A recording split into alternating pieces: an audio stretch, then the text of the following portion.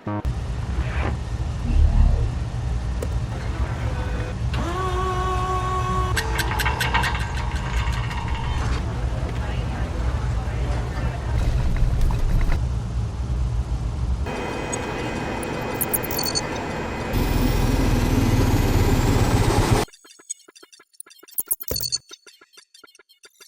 United States is building a bomber that flies at more than 3,800 miles per hour and returns to base. No nation has ever done this before. While the B-21 Raider hides from radar, this aircraft outruns the interceptors, giving defenders seconds to react instead of minutes. DARPA revealed the program in February 2025, with a prototype scheduled to fly by 2030. The race to build it will determine whether American air power keeps its edge for another generation. For decades, American bombers survived inside defended airspace by avoiding detection entirely. The B-2 Spirit proved this concept in combat over Serbia, Iraq, and Afghanistan. Its flying wing shape and radar-absorbing materials rendered it nearly invisible to the threat rings it penetrated. Only 20 were ever built. The B-21 Raider represents the next evolution. It's a subsonic, sixth-generation stealth strategic bomber designed to strike without warning. The Air Force expects it to form the backbone of penetrating strike for the next 30 years. It flies below the speed of sound because stealth, not speed, serves as its survival mechanism. The radar cross-section is so small that most threat systems can't generate a firing solution in time. However, the global air defense situation has shifted in ways that challenge the stealth-alone assumption. Russia has now deployed the S-400 Triumph across more than 10 countries with a 400-kilometer engagement envelope. The S-500 Prometheus, which is now entering service, claims a 600-kilometer range and is marketed as a stealth killer capable of engaging the F-22, the F-35, and hypersonic weapons alike. Low-frequency and multi-static radar systems are reducing the advantage of pure stealth geometry. China has constructed dense air defense networks across its eastern coast and contested territories. A 2023 simulation from Chinese researchers suggested that their new stealth aircraft could find and kill a B-21 using hypersonic missiles. That claim may be propaganda, but it signals the direction of the threat. Stealth remains important, and the B-21 is still necessary to the force. It isn't sufficient alone. The Air Force is already bridging this gap with an interim weapon. In April 2026, a B-1B Lancer was photographed carrying the AGM-183AAR-RW, or Air-Launched Rapid Response Weapon, for the first time. The weapon weighs roughly 5,000 pounds and accelerates beyond Mach 5 after release. The B-1B itself is detectable, but the weapon is fast. This is a stopgap, not a strategy. The B-1B fleet is scheduled to retire by 2037, and no replacement exists that combines heavy payload with sustained high-speed flight. America needs a bomber that doesn't merely hide from radar, it needs a bomber that makes radar irrelevant. On February 13, 2025, DARPA's Aerospace Projects Office announced a program hidden from public view for years. APO keeps so low a profile that its existence is omitted from some DARPA organizational charts.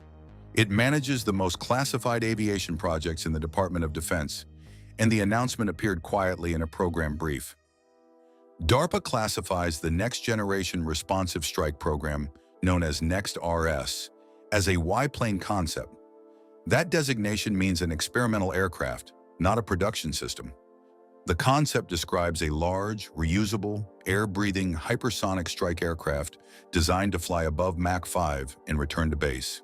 It is an aircraft that takes off from a conventional runway, carries payload inside defended airspace, strikes its target, and lands to be refueled and flown again. Most hypersonic weapons today are rocket-powered and cannot be recovered.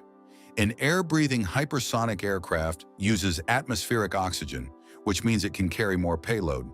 It also means the engine must function across pressures and temperatures that no operational bomber engine has ever faced.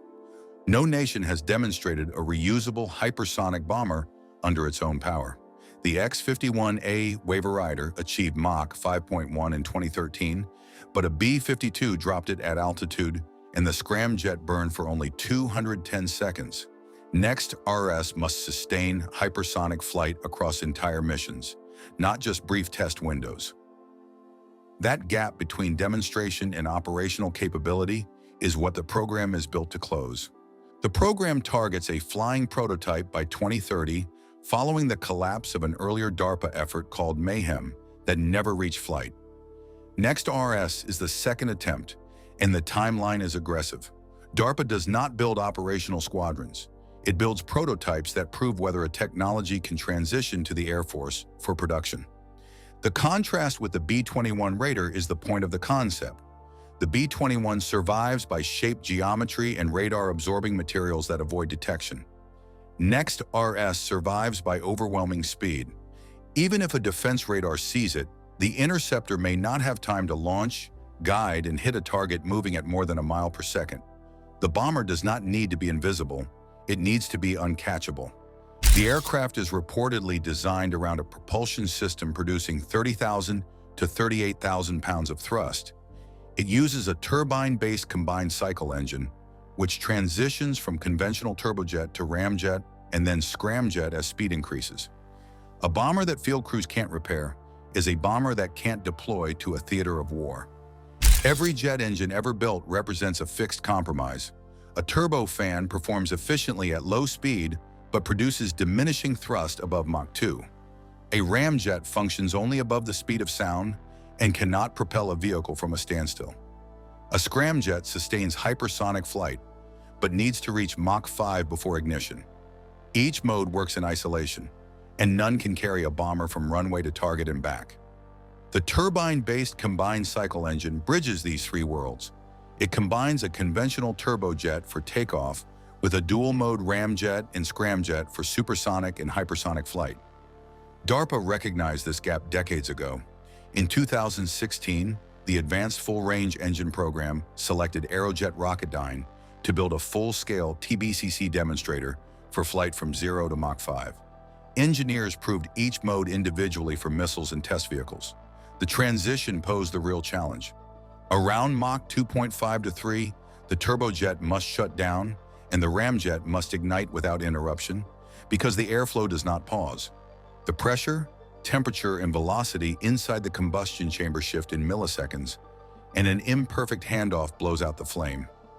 Above Mach 5, the ramjet transitions to scramjet mode, where air moves through the combustion chamber faster than the speed of sound. The engine must survive pressure changes, thermal loads, and aerodynamic shocks that would destroy a conventional turbofan in seconds. At Mach 5, the airframe's skin temperature exceeds 3,000 degrees Fahrenheit. That heat softens aluminum and weakens titanium. The leading edges and engine inlets bear the brunt of this heating. Nextras is reportedly using metallic construction with advanced thermal management rather than exotic composites. The designers chose this deliberately. Conventional alloys can be inspected, repaired, and replaced by maintenance crews in a theater of war. A carbon fiber skin that delaminates at 3,000 degrees is useless in the field. An aircraft that requires a climate-controlled hangar after every flight is not a bomber. It is a laboratory specimen. The X-51A Waverider achieved Mach 5.1 in 2013 with 210 seconds of scramjet burn, a record that fell far short of the minutes or hours a bomber mission demands.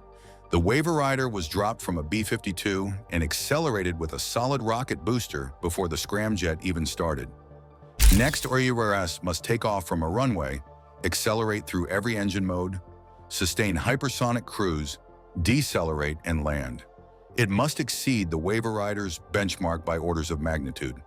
The entire aircraft is designed around an engine that can transition, sustain, and survive.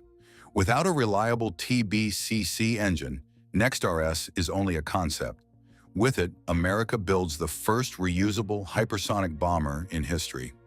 The SR-75 Blackbird flew at Mach 3.2 for 3 decades across reconnaissance missions over hostile territory. Hundreds of missiles were fired at it by Soviet, Chinese, and North Korean defenses. None hit their target. Geometry explained the misses. By the time a surface-to-air missile reached the Blackbird's altitude, the aircraft already lay miles away. The missile chased a ghost that never occupied the coordinates the radar predicted. Nextras aims to replicate that physics advantage at more than twice the speed. At Mach 5, the bomber covers approximately 1 mile every second. A modern air defense battery detects the target, computes an intercept solution, launches a missile, and guides it through mid-course and terminal phases. The system relies on radars, command centers, and launchers that are sometimes separated by dozens of miles. Against a subsonic stealth bomber, that chain takes several minutes. Against Mach 5, it may have less than 2 minutes. That assumes the radar maintains a clean track through the plasma sheath that forms around a hypersonic vehicle, which is not guaranteed. The distinction between them matters most. The B-21 survives by avoiding detection, while Next-RS survives by making detection irrelevant. Radar may see it, and the S-500 may track it, but the operator has no time to decide, no time to launch, and no margin for error. The interceptor missile may be faster than the bomber in raw velocity, but it must be launched, guided, and steered across a closing geometry that is shrinking at over 1 mile per second. The defense system does not merely need to detect the target. It needs to detect, decide, launch, and hit before the bomber releases its weapons and turns for home. The B-1B, carrying an ARRW hypersonic missile, is the halfway point in this evolution. The bomber is detectable at long range by modern radar networks, but the weapon is unstoppable once released. Next-RS completes the logic. The aircraft and the payload arrive at hypersonic velocity. The enemy's warning time is compressed from minutes to seconds. There is no standoff distance because the bomber itself is the weapon. America's bomber force has always relied on two survival mechanisms. Stealth avoids the fight entirely. Standoff weapons keep the aircraft outside the threat ring. Next-RS adds a third path. It goes straight through the ring faster than the ring can close. That changes the math of every war plan written in the Pacific and in Europe. DARPA and the Air Force want a prototype in the air by 2030. 5 years separate the program announcement from first flight. The timeline compresses to an almost impossible span for an aircraft that must solve propulsion, thermal, and aerodynamic problems that have defeated engineers for half a century.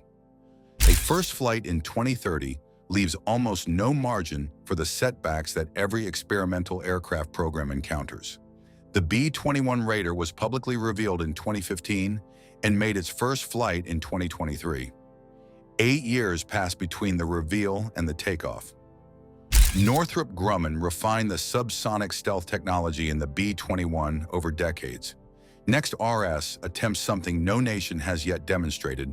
It would become a reusable, air-breathing hypersonic bomber that takes off and lands under its own power. The X-51A Wave Rider set the previous record in 2013, reaching Mach 5.1 with just over 3 minutes of scramjet burn. That falls far short of what a bomber mission demands. Next-RS must handle the entire flight profile from runway to landing under its own power, including acceleration, cruise, and deceleration. It must push far beyond the Wave Rider's limited benchmark. If the program slips, more B-1Bs carrying hypersonic missiles will fill the gap. That works as a solution, but it requires a detectable aircraft to deliver a weapon that outruns interceptors. If Next-RS succeeds, American air power gains a third leg. It adds not just stealth penetration and standoff missile strike, but direct, time-critical, hypersonic bombardment from a reusable platform. DARPA does not build fleets. It builds prototypes that answer whether a technology can work.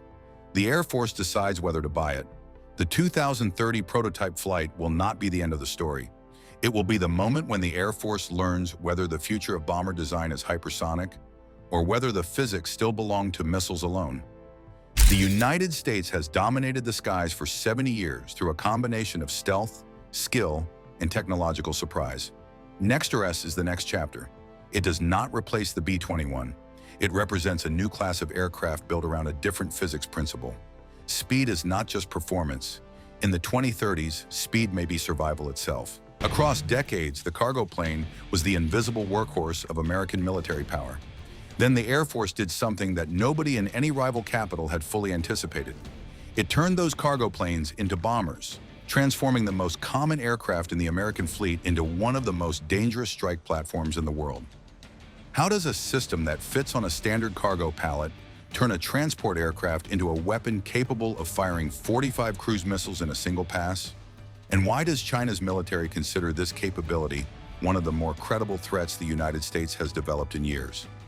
Join us as we break down how America transformed giant cargo planes into missile bombers that are ready for battle.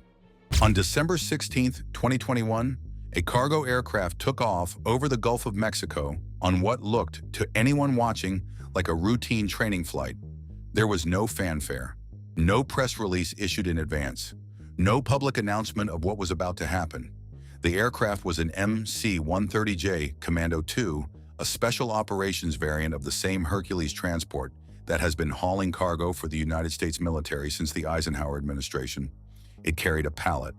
The pallet carried a production JASSMER cruise missile with a live warhead locked inside a deployment box that had been loaded through the rear ramp like any other piece of cargo before the aircraft taxied out and took off.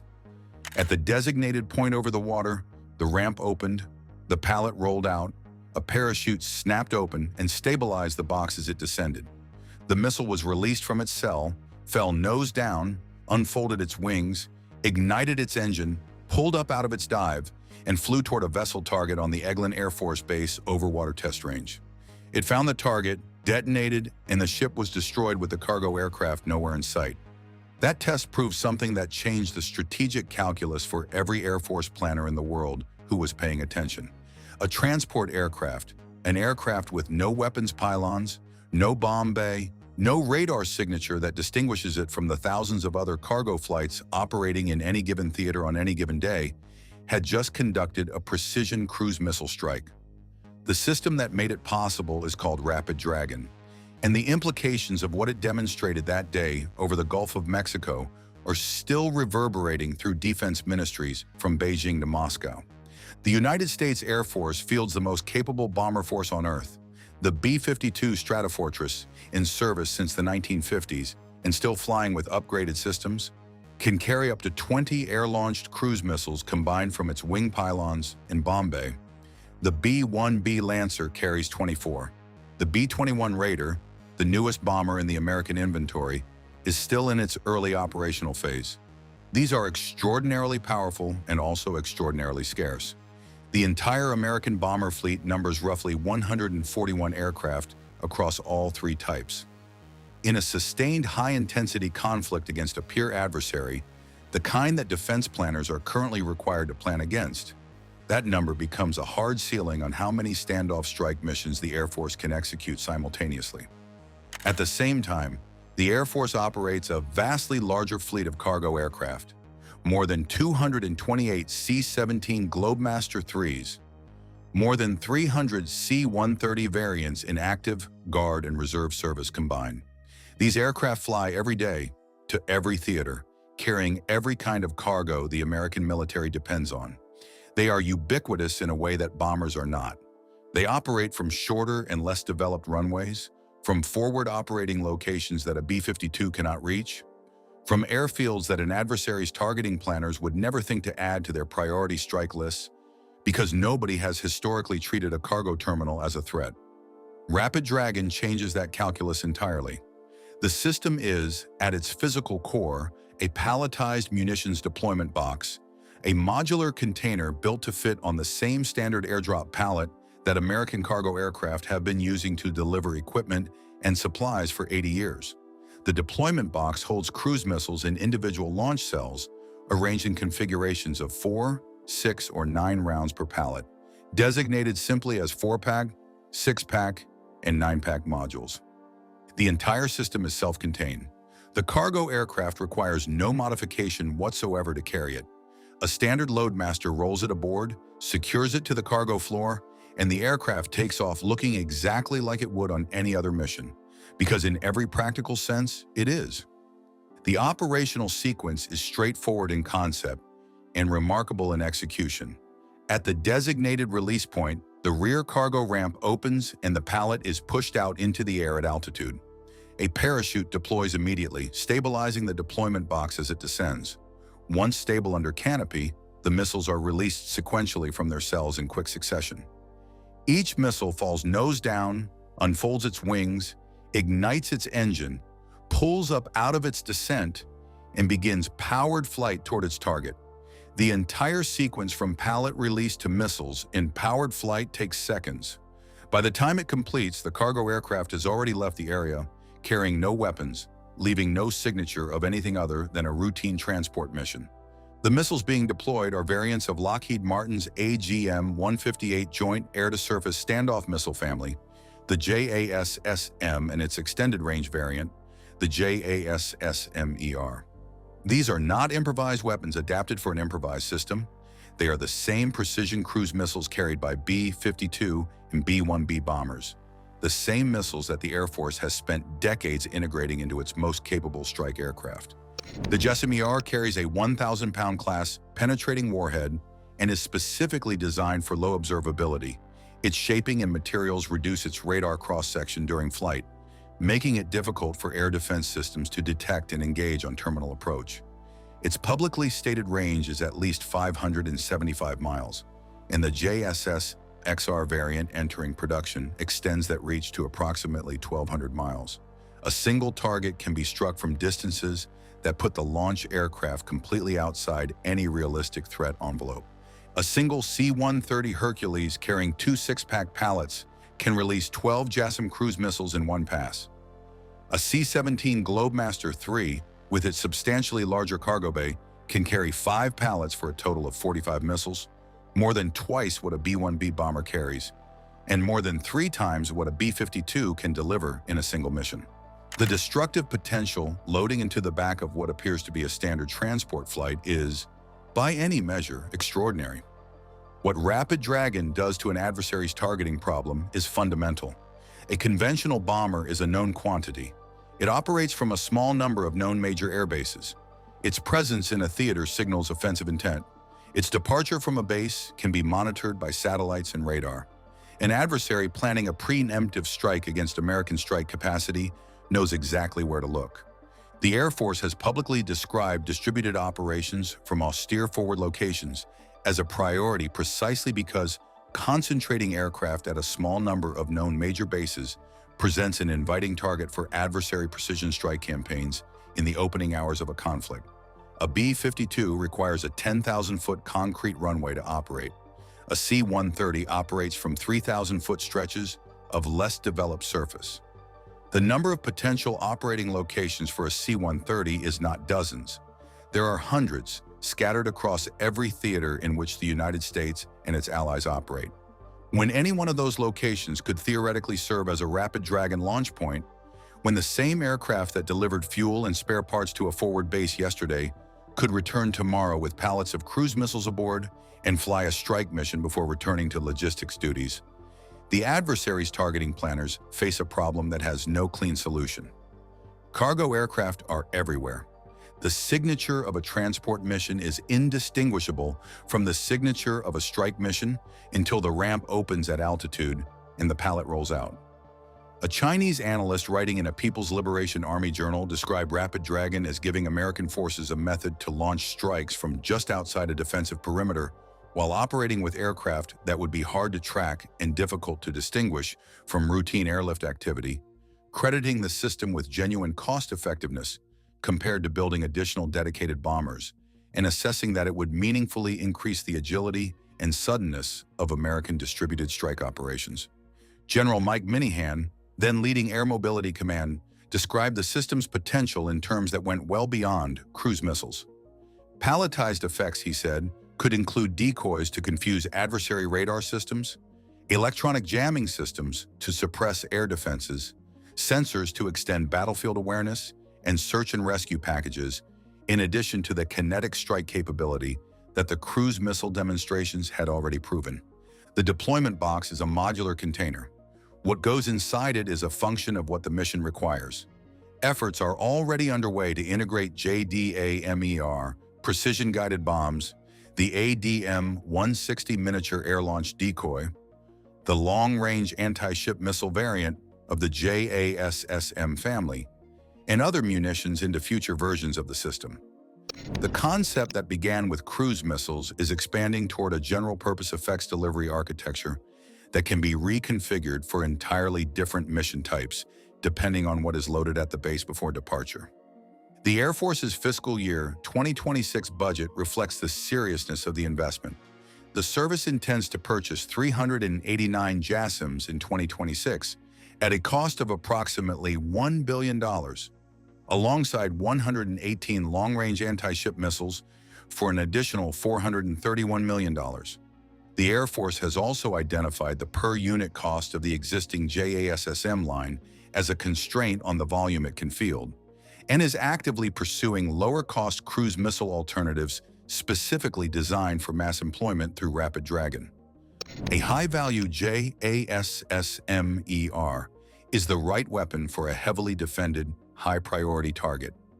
For scenarios requiring volume, saturating an adversary's air defense radar network with simultaneous incoming contacts, or generating the kind of mass fires that overwhelm a defensive system's engagement capacity, a cheaper missile that can be purchased in the thousands rather than the hundreds changes the operational calculus substantially.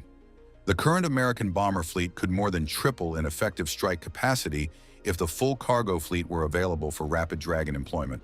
Over 200 C-17s capable of carrying 45 missiles each.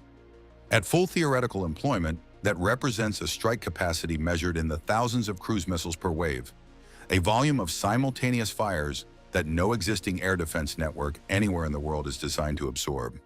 The cargo plane has spent 80 years carrying the things armies need to fight.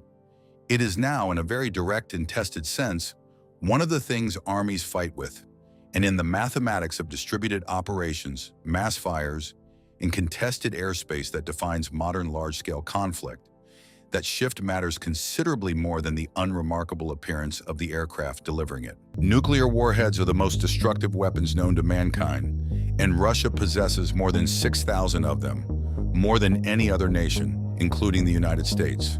The sheer amount of this power in the hands of a country that isn't an ally, combined with worries that Russia might use these weapons in its conflict with Ukraine if things don't go their way, is a huge concern for the U.S. To address this threat, the U.S. military has developed some of the fastest aircraft ever, the B-21 Raider. But what exactly makes the B-21 Raider so special? Join us as we unveil why Russia is terrified by the new U.S. B-21 bomber. This state-of-the-art bomber is a more advanced version of the B-2 Spirit. The B-21 Raider is designed to showcase the power of the U.S. Air Force, much like the B-2 does today, sending a strong message to potential adversaries, just as the B-2 currently does in places like Australia. Australia is a crucial ally and friend to the U.S., so when China started acting aggressively towards its friend in the Indo-Pacific region, the U.S. quickly boosted its military presence in Australia. They did this by sending 4 B-2 Spirit stealth bombers, which are now stationed at the Royal Australian Air Force Base in Amberley, Queensland. This powerful display sends a message to China that the B-2 bombers, originally designed during the Cold War to counter Russia, are fully capable of targeting Chinese threats as well. These 4 B-2 bombers make up 20% of the entire U.S. Air Force's B-2 fleet and are a key part of America's long-range strike capabilities. Each B-2 bomber costs $2 billion, making it the most expensive aircraft ever built and extremely powerful. Since its introduction 25 years ago, it remains the stealthiest aircraft in operation. With a range of over 11,500 miles on a single refueling, the B-2 can reach any location in the world within hours, capable of deploying up to 16 nuclear bombs while staying virtually undetectable. The B-2 bomber is a marvel of aviation, but it's about to get a successor that will outshine it in every way. Introducing the B-21 Raider, a cutting-edge bomber set to make its first flight in 2023. The B-21 Raider is designed to be a long-range, heavy payload, stealth bomber capable of striking targets across the globe with both conventional and nuclear weapons. Northrop Grumman, the same company behind the B-2, is developing the B-21 Raider. This new bomber is packed with advanced technology, making it a 5th-generation global precision attack platform. It will feature network sensors and shooting capabilities, ensuring it can hit targets accurately and stay relevant in the 21st century. This is why it's named the B-21, symbolizing its role as the bomber for the 21st century. Despite being the latest and greatest, the B-21 will initially operate alongside older bombers like the Rockwell B-1 Lancer, Boeing B-52 Stratofortress, and the B-2 Spirit. Eventually, it will replace these older models. Northrop Grumman's winning bid was no surprise given their extensive experience with the B-2. To bring the B-21 to life, Northrop Grumman is collaborating with a top-tier team of 7 of the world's largest manufacturers. This all-star team of suppliers ensures that every aspect of the B-21 is built to perfection, paving the way for the next era of strategic bombers. This team of suppliers includes several top-notch companies: American aerospace manufacturer Pratt & Whitney, Europe's largest defense contractor BAE Systems, the world's leading aerostructures manufacturer Spirit Aerosystems, Northrop Grumman's Orbital ATK, Rockwell Collins, GKN Aerospace, and Janicki Industries. These 7 companies, led by Northrop Grumman, aim to create a groundbreaking bomber. This bomber will not only be able to gather intelligence, but also manage battles and intercept enemy aircraft. What makes this bomber truly special is its advanced technology. It will have intelligent sensors that can detect threats from far away, stealth features that make it invisible to radar, powerful weapons capable of massive destruction, and a flexible design that allows for quick upgrades with new technology. According to Air Force Secretary Frank Kendall III, the bomber might even have a drone flying alongside it to handle smaller missions. This unique feature is usually seen only in next-generation fighters like the Ongat FCOS and Tempest. So far, the B-21 is the only American bomber with this capability. Due to its advanced features, the U.S. Air Force is eager to acquire as many B-21s as possible. They plan to buy at least 100, and possibly up to 200, which is almost 10 times the size of their current B-2 fleet. However, with a price tag similar to the B-2, acquiring 200 B-21 SE would cost an astounding $400 billion. Achieving this goal will require significant cost efficiency. The exact cost of these aircraft remains unknown, as the Air Force keeps these details secret to prevent revealing too much about the classified project to potential adversaries who are working on their competing aircraft. The Pak-2 is set to become a new long-range bomber for the Russian Air Force, designed to evade detection while carrying a diverse arsenal for combat. It will be a subsonic aircraft featuring a large capacity for various weapons: cruise missiles, hypersonic missiles, precise conventional bombs, and even nuclear bombs. Its design, reminiscent of the American B-21, emphasizes a sleek flying wing structure. Similar to its U.S. counterpart, the Pak-2 integrates cutting-edge electronic warfare and stealth technologies. These advancements enable it to minimize radar visibility and reduce the heat signature from its engines. However, Russia traditionally values firepower over stealth, contrasting with American approaches. Therefore, the Pak-2 may not match the stealth capabilities of the B-21, similar to how the Russian Su-57 is less stealthy than the American F-22 and F-35. The Su-57 is regarded as the least stealthy among fifth-generation fighters. Russia is likely to improve its military capabilities as usual, especially with the new Pak-2 bomber, which could carry up to 80,000 pounds of weapons. This capacity might be more than that of the B-21 bomber. Similar to how the Su-57 fighter jet is better than both the F-22 and F-35, the Pak-2 is expected to start operating by the late 2020s. This creates an interesting competition among the US, Russia, and China, where China's H-20 is also entering as a fifth-generation bomber. China's H-20 bomber is entering this top category, resembling the B-21 and Pak-2 with its flying wing design. Although details are limited, confirmed images show its advanced features such as a weapons bay, airborne radar, adjustable tail wings, and stealthy air intakes. The H-20 is China's first native stealth bomber, expected to fly at speeds below the sound barrier and armed with various types of missiles, including hypersonic and nuclear ones. While the H-20 seems furthest from being deployed among its peers, this delay may allow it to make a strong debut if it meets expectations. The B-21 Raider, benefiting from decades of development since its predecessor, the B-2, has set a high standard in bomber technology worldwide. Its advanced engines, electronics, armament, and cost efficiency make it a powerful asset for the U.S. and its allies. Recently, during the Spirit Vigilance 22 training exercise, history was made with a significant event, an impressive lineup of 8 B-2 stealth bombers in what is known as an elephant walk. This display holds particular importance because, until the new B-21 bomber is fully operational, the B-2 remains the United States' most powerful and strategically crucial aircraft. Not only is it powerful, but it's also incredibly expensive, with each bomber costing around $2 billion. Currently, the Air Force operates a fleet of only 20 B-2s, making the participation of 8 of them in this elephant walk a substantial 40% of their total fleet. Captain Richard Collier, the Director of Operations for the Spirit Vigilance exercise, emphasized that this display was more than just a show. It was a preparation. It aimed to showcase the Air Force's capabilities to potential adversaries, including near-peer rivals like North Korea and China. Not long after this event, North Korea conducted a test of its Hwasong-17 intercontinental ballistic missile, demonstrating its capability to strike deep into the United States. Similarly, China also recently organized its own bomber elephant walk, featuring 8 of its advanced H-6K bombers, akin to the U.S. display. China is also developing its next-generation bomber, the H-20, which draws inspiration from the B-2's design, much like how the B-21 Raider is influenced by its predecessor. Scheduled to roll out in 2022 and take its first flight in 2023, the B-21 Raider represents the future of U.S. air power.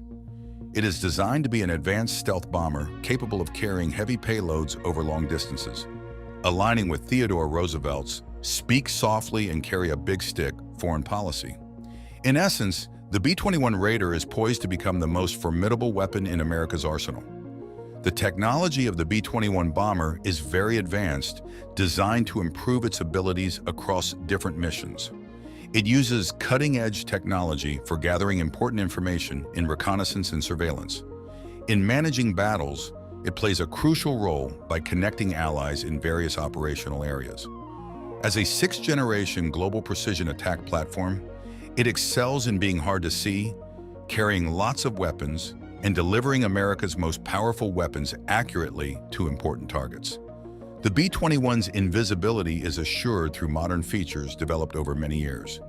Its stealth design includes angled edges, rough skin panels, and hiding engines under a special skin. The plane's overall shape also adds to its ability to stay hidden. Like its older model, the B-2, the B-21 will likely be covered in special paint that stops reflections, making it less visible during the day.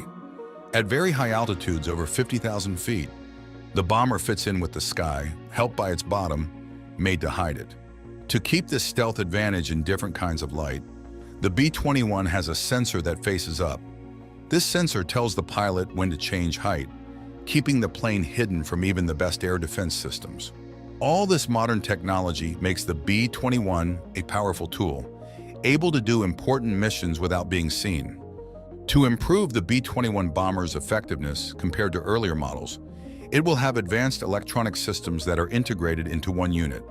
These systems include a radar with multiple functions, a fully digital navigation system combined with radar that follows the terrain and GPS, a navigation system that uses stars and planets for precise navigation, an advanced radar for accurate scanning, a system for electronic warfare, a system that captures images from different viewpoints, and a system for aiming using light, among others. For communicating during battles, the B-21 will use Link 16 and a satellite link that uses high frequencies. It also has a system for managing defense that warns the flight crew about possible dangers and allows for changing mission plans in real time. This means the airplane can quickly adjust to new information and plan the safest routes, which is very important for the safety of the whole group. Similar to the F-35 Lightning II fighter, the B-21 will be the main center in a system that combines different senses so it can smartly manage fights. For weapons, the B-21 can carry more than 30,000 pounds of weapons, like nuclear ones, such as the B-61 bomb, and long-range missiles that fly without a pilot. Apart from these strong weapons, it is also ready for many different kinds of weapons, so it can be used in all sorts of fights all over the world. The B-21 bomber is built to carry Lockheed Martin's strong anti-ship missile, along with other advanced weapons like Boeing's GPS-guided bombs. These features make the B-21 a top pick for secret operations, especially in tough places like the South China Sea, where it can effectively attack ships from far away. To stay ahead in a quickly changing battlefield, the B-21 was designed with a flexible structure, making it easy to add new updates quickly. With its many abilities, the B-21 Raider costs about $630 million each, which fits with what the Air Force planned in the early 2010s for a bomber that could compete well against its rivals. When it comes to competition, the B-21 goes up against the Russian PAK-DA and the Chinese H-20, which are both designed similarly as long-range strategic bombers with wing shapes that help them fly. These planes are expected to go at speeds slower than sound and carry various weapons like cruise and very fast missiles, plus advanced electronic warfare and invisible technologies. However, while the B-21 focuses on being invisible, the PAK-DA might be more about other abilities like big guns, which could mean it's less invisible. This mix of advanced bomber tech from the United States, Russia, and China sets the stage for a very interesting future in air warfare, where each nation's choices will decide how these strong planes are developed and used. The new B-21 bomber, called the B-21 Raider, is set to become a cornerstone of America's air defense plan. With a potential arsenal of up to 80,000 weapons, it far exceeds the confirmed payload of the B-21 at more than 30,000 pounds, and the undisclosed capability of China's H-20 bomber. The United States has a strong advantage in stealth technology and bomber development, likely putting it ahead in schedules for these advanced aircraft. Currently, the B-21 is the only one of those three bombers that has been publicly shown and is soon to be operational, following its predecessor, the B-2 Spirit. After 13 years of development, the B-21 is expected to be fully ready by 2027, marking an important moment for America's strategic Air Force. It will work alongside upgraded B-52 bombers and is planned to eventually replace the supersonic B-1 Lancer and the B-2 Spirit, which have been the main bomber fleets for over 3 decades. The Air Force is positive about the B-21's capabilities, considering buying up to 145 units, a much larger fleet than the B-2S ever had. This new bomber, the B-21 Raider, represents the future of American air power, with advanced technology and capabilities aimed at keeping peace and security. The B-21 Raider isn't ready for action yet. Let's imagine a future conflict where the big bombers of 2 nations face off in the biggest war since World War II. The result may depend on which bomber is better. One competitor is the Tupolev Tu-160, also called the Blackjack. This plane is an amazing creation from a country that hasn't made impressive planes in a long time. The Tu-160, nicknamed White Swan in Russian, is the largest and heaviest military plane ever, capable of going faster than Mach 2. It's second only to the American XB-70 in size and speed. While there are faster planes, like the XB-70 prototype, the Blackjack is made for high-speed, deep missions into enemy territory to drop bombs, whether they're regular or nuclear. Today, it's the biggest and fastest bomber globally, using technology like adjustable sweep wings from the famous American F-14 Tomcat. Starting in 1967, the Tu-160 came from the Soviet Union's understanding that traditional bombers were no longer safe in the age of advanced jets. Instead of using stealth like the Americans, the Soviets chose sheer speed and payload, a plan that worked very well.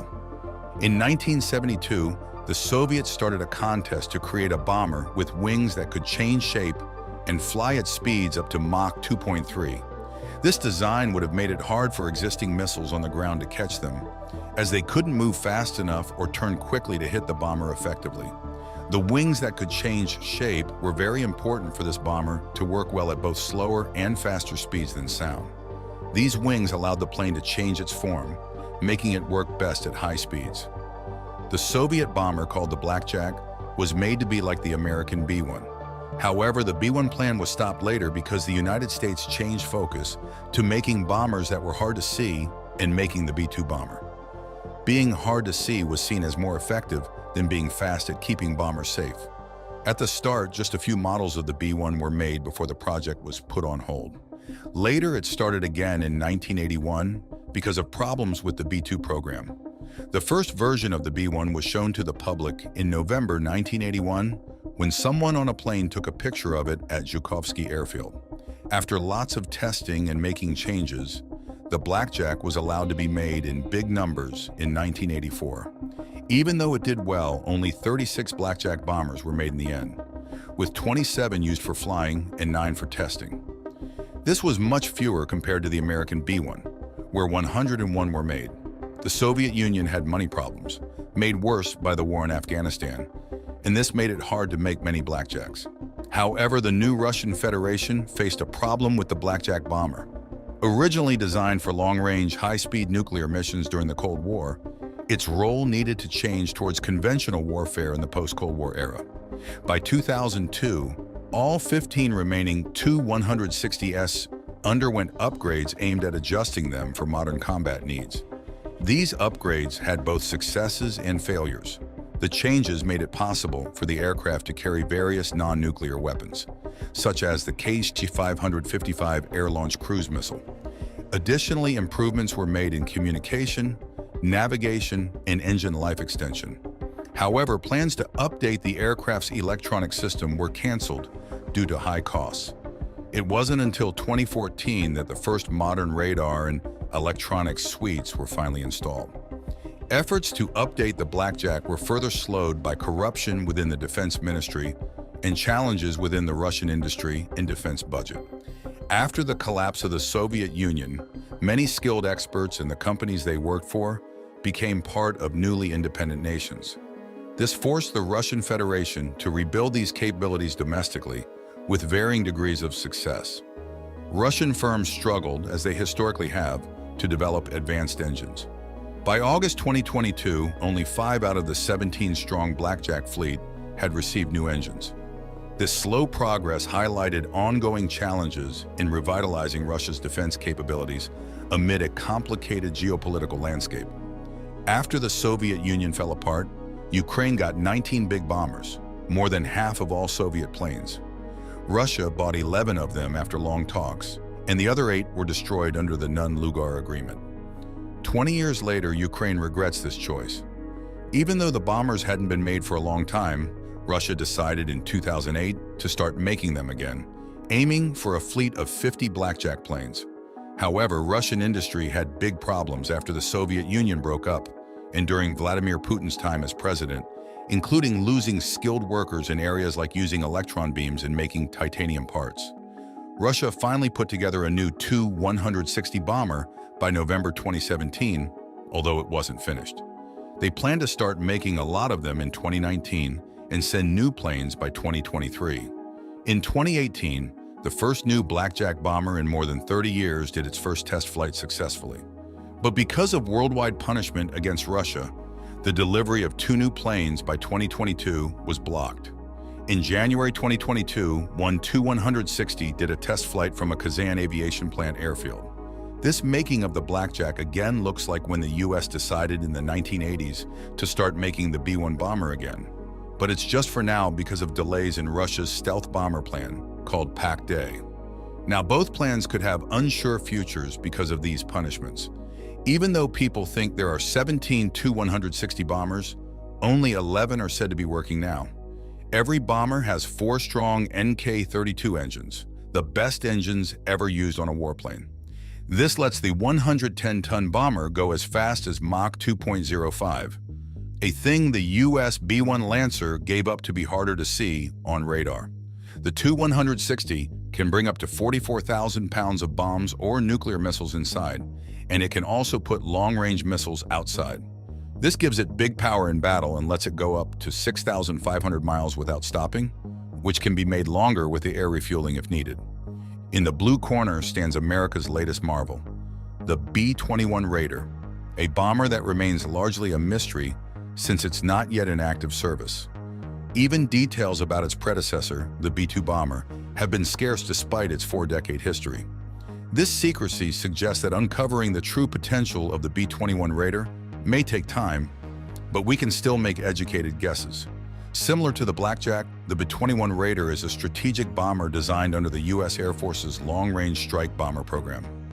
Its unveiling in December 2022 was so secretive that only its front was revealed, and photographers were kept hundreds of feet away. Planning for the B-21 began in 2011 in response to growing threats from China and Russia. The aircraft was developed to counter sophisticated defenses and deliver precise strikes effectively. Unlike its older counterpart, the B-2, the B-21 is versatile and designed for both conventional and nuclear missions. This shift also signaled the potential retirement of the aging B-52 fleet, showing the Air Force's commitment to modernization. In 2014, the Air Force initiated research and invited industry proposals for a new bomber. The B-21 Raider specifications, including its size, stealth capabilities, engines, weapons, and sensors, remain classified. In October 2016, the Government Accountability Office mentioned costs as the reason for choosing the Northrop Grumman design over Boeing and Lockheed's proposals. The decision was based on financial factors rather than traditional considerations for weapon programs. Managing the entire B-21 program, the Air Force Rapid Capabilities Office aims to swiftly address emerging battlefield threats. This office is specifically structured to bypass bureaucracy and adopt ready-made solutions whenever feasible. Assigning the Rapid Capabilities Office to oversee the B-21 program underscores the urgent need perceived by the U.S. for the aircraft to become operational quickly. Northrop Grumman describes the B-21 as the world's first sixth-generation aircraft. Beyond its role as a bomber, the B-21 is designed to function as an intelligence collector, battle manager, and interceptor, showcasing its versatility. With advanced sensor and targeting capabilities, the B-21 can penetrate heavily defended airspace and guide other aircraft's weapons to their targets covertly. Initially planning for 100 B-21s, the Air Force envisions expanding the fleet to between 175 and 200 aircraft. Leveraging engine similarities with the F-35 could significantly reduce costs, potentially making the B-21 the first affordable stealth bomber.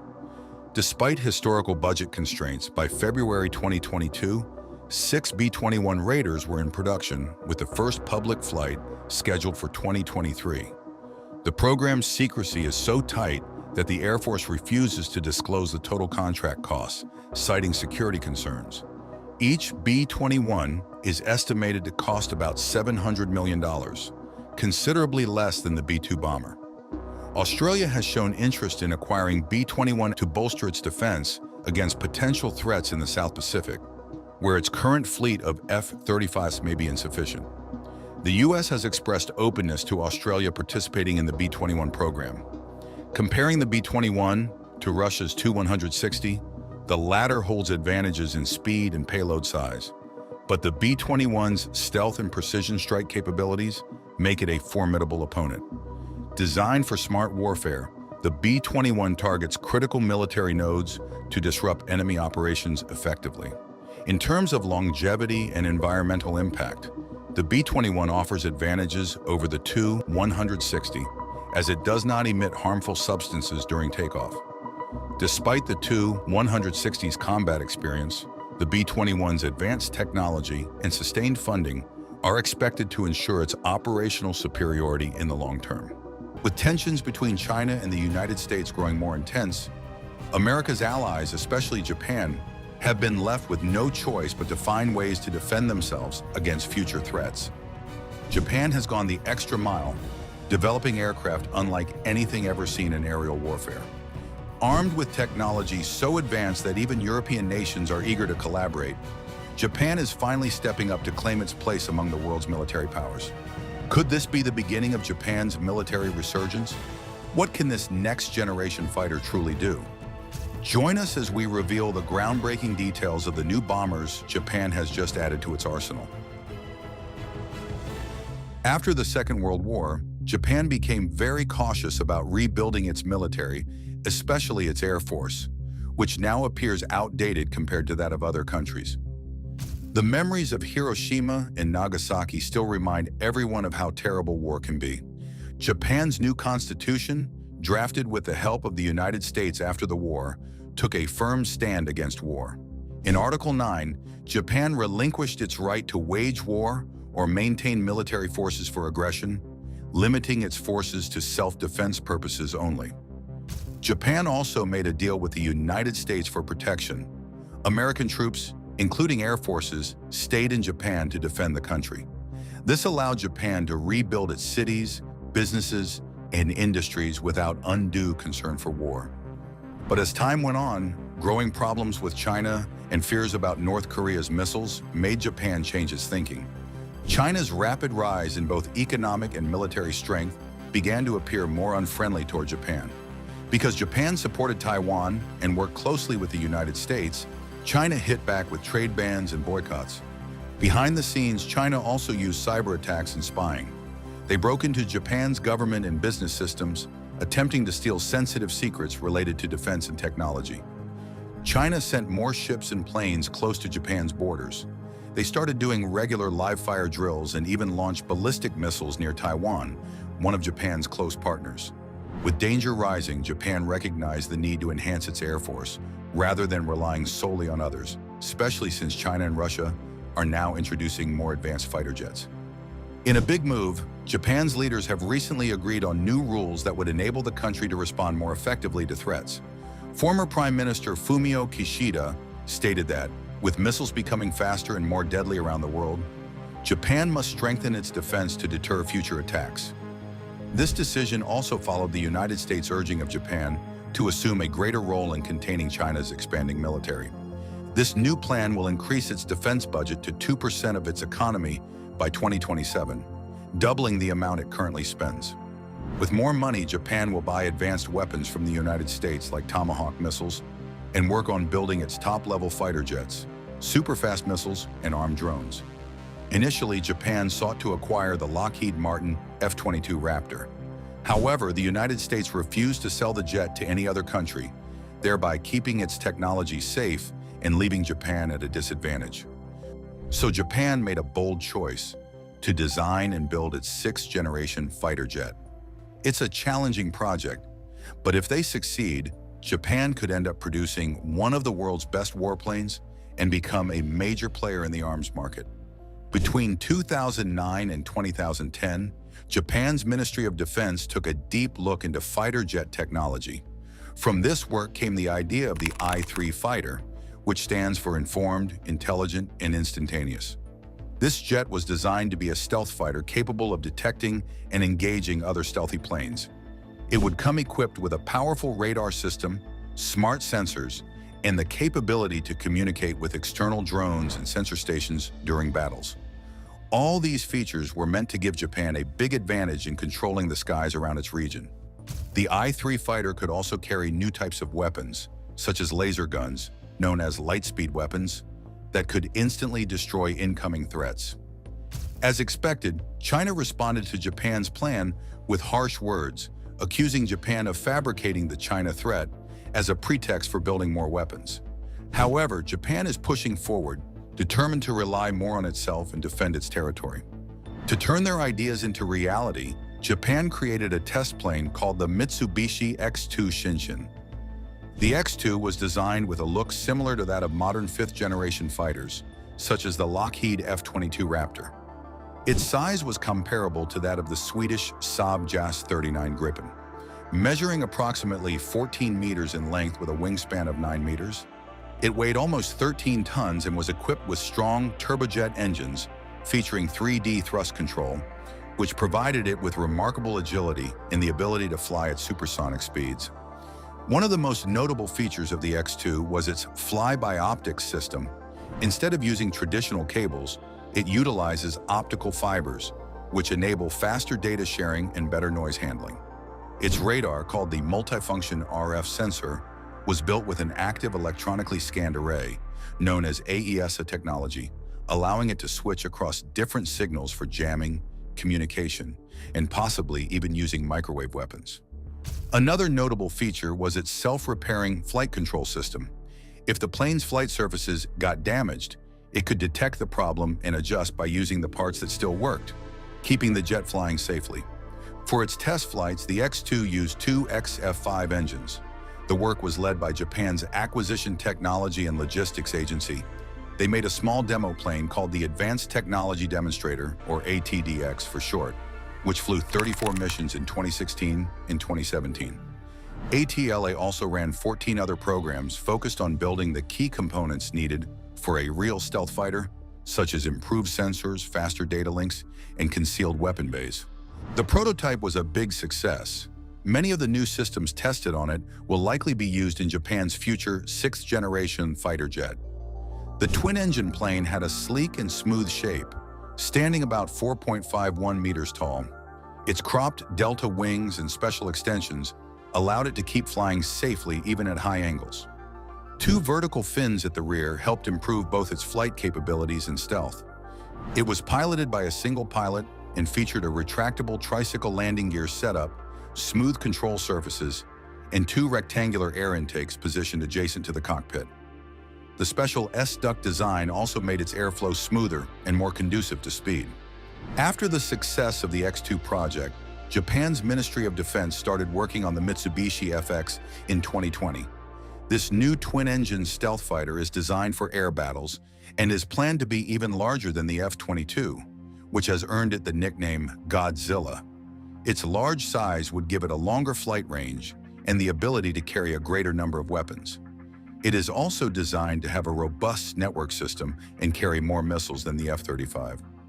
Engineers experimented with various exterior designs using 3D models and specialized computer programs. The primary goals were to make it extremely fast, highly agile, and exceptionally stealthy. To make it lighter and more flexible, the FX would ditch hydraulic systems and utilize electronic components instead. It would also use strong glue molds instead of regular bolts and screws. 2 XF-9 engines would power the plane, providing it with more than 20 tons of thrust. These engines would have special 3D thrust nozzles to help them turn more quickly and remain hidden. For its weapons and defense, the FX would feature an advanced mix of sensors to track and engage stealthy enemy planes. It would carry an active electronically scanned radar, a passive radio wave sensor, and an infrared camera. All of these would utilize gallium nitride technology to better detect targets that are normally difficult to see. The new jet would also feature a sophisticated radio system that could jam enemy signals worldwide, enabling it to intercept and counter incoming missiles. Pilots would receive a high-tech helmet equipped with a wide field of view, dual-eye displays, colorful screens, voice control, and 3D sound. The FX's stealth features would include twisted air ducts, hidden weapon bays, materials that absorb radar waves, and new metamaterials to make it even harder to detect. A plasma stealth system would generate short plasma bursts to deflect radar waves, thereby further protecting the plane. Beyond conventional armaments, the FX will be armed with a microwave cannon to disrupt incoming missiles.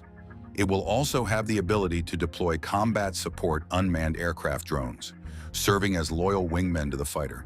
These drones will aid in target identification, munition deployment, and the deflection of incoming missiles.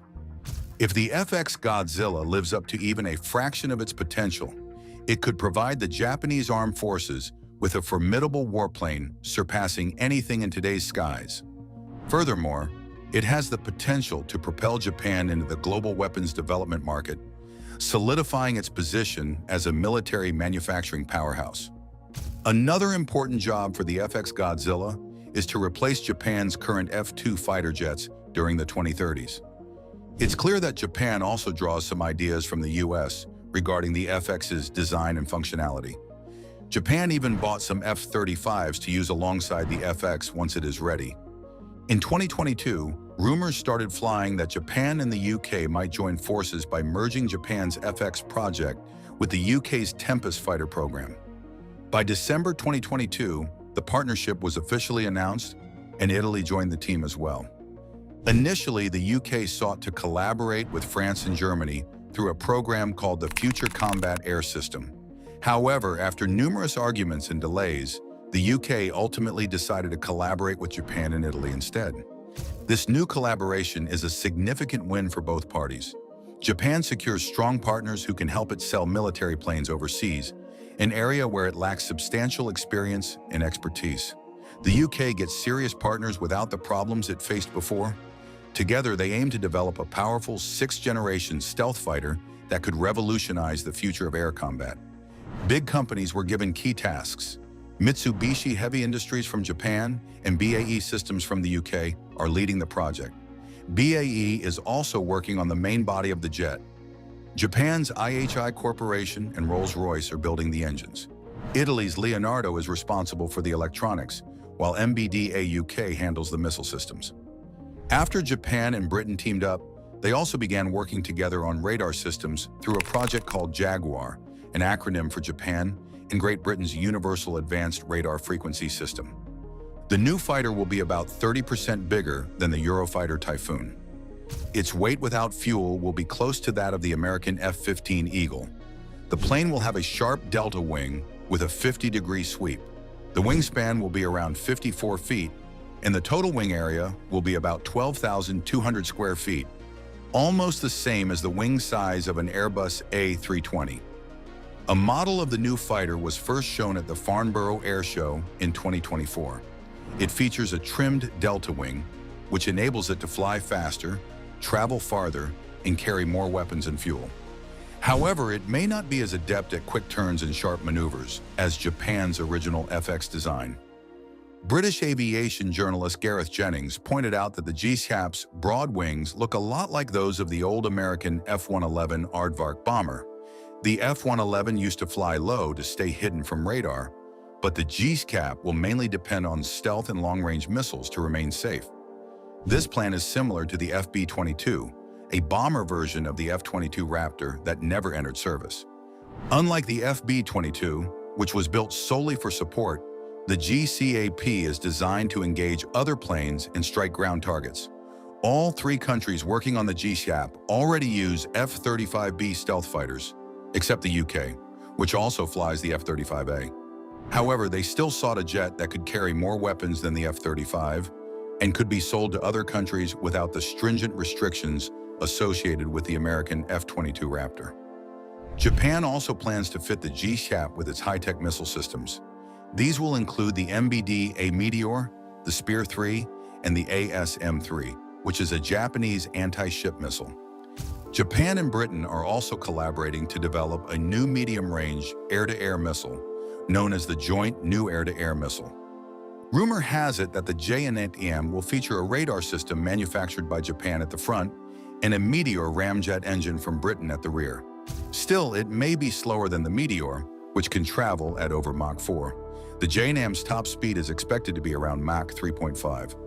As for the schedule, the first flight of a Tempest concept demonstrator, a prototype built to test new technology, is planned for 2027. According to the UK Ministry of Defence's Director for Future Combat Air, this test plane will give a strong idea of what the final GEAP fighter will look like. Work on the joint engine demonstrator began in 2024, with the UK investing an initial £30 million in planning, digital design, and innovative construction methods. An additional £200 million from the UK will be allocated toward building a full-size engine for testing. This work will also create many skilled jobs, including at Rolls-Royce's Filton site in Bristol. The first flight of the Tempest is expected to happen in 2035. It will eventually replace the Eurofighter Typhoon in Italy and the UK, as well as the Saab Gripen in Sweden. During its production, they plan to use 3D printing to make parts. Leonardo is also building a new type of radar system for the Tempest. Instead of using a single large radar, this new system will utilize numerous small antennas and mini receivers to collect vast amounts of information from both the sky and the ground. Like other sixth-generation jets, the Tempest is likely to utilize artificial intelligence to control drones, building upon the concept of the loyal wingman. The cockpit will feature augmented reality, making the plane even more advanced. Fast progress and teamwork between countries will be crucial if the Tempest hopes to keep pace with China and Russia, who are also developing powerful new jets. Still, not everyone is pleased about Japan's more ambitious military plans. Kyoji Yanagasawa, a former defense leader, is one of the few who have spoken out. He says that having more potent weapons will not scare away enemies. Instead, he thinks Japan should focus more on talking and making peace to avoid wars. Yanagasawa worries that if Japan builds up its army too much, it could cause more trouble than it solves. He believes that growing the military might deter neighboring countries and make Japan a more attractive target. His view focuses on the difficult choice Japan faces: how to maintain safety without exacerbating tensions with its neighbors. Many experts believe Japan's push to enhance its military capabilities stems from a rapidly changing world. With China growing stronger and North Korea building up its nuclear weapons, Japan feels it might be left exposed. There are also concerns that the United States, Japan's largest ally, may not always be able to fully protect it, especially if problems erupt in different parts of the world simultaneously.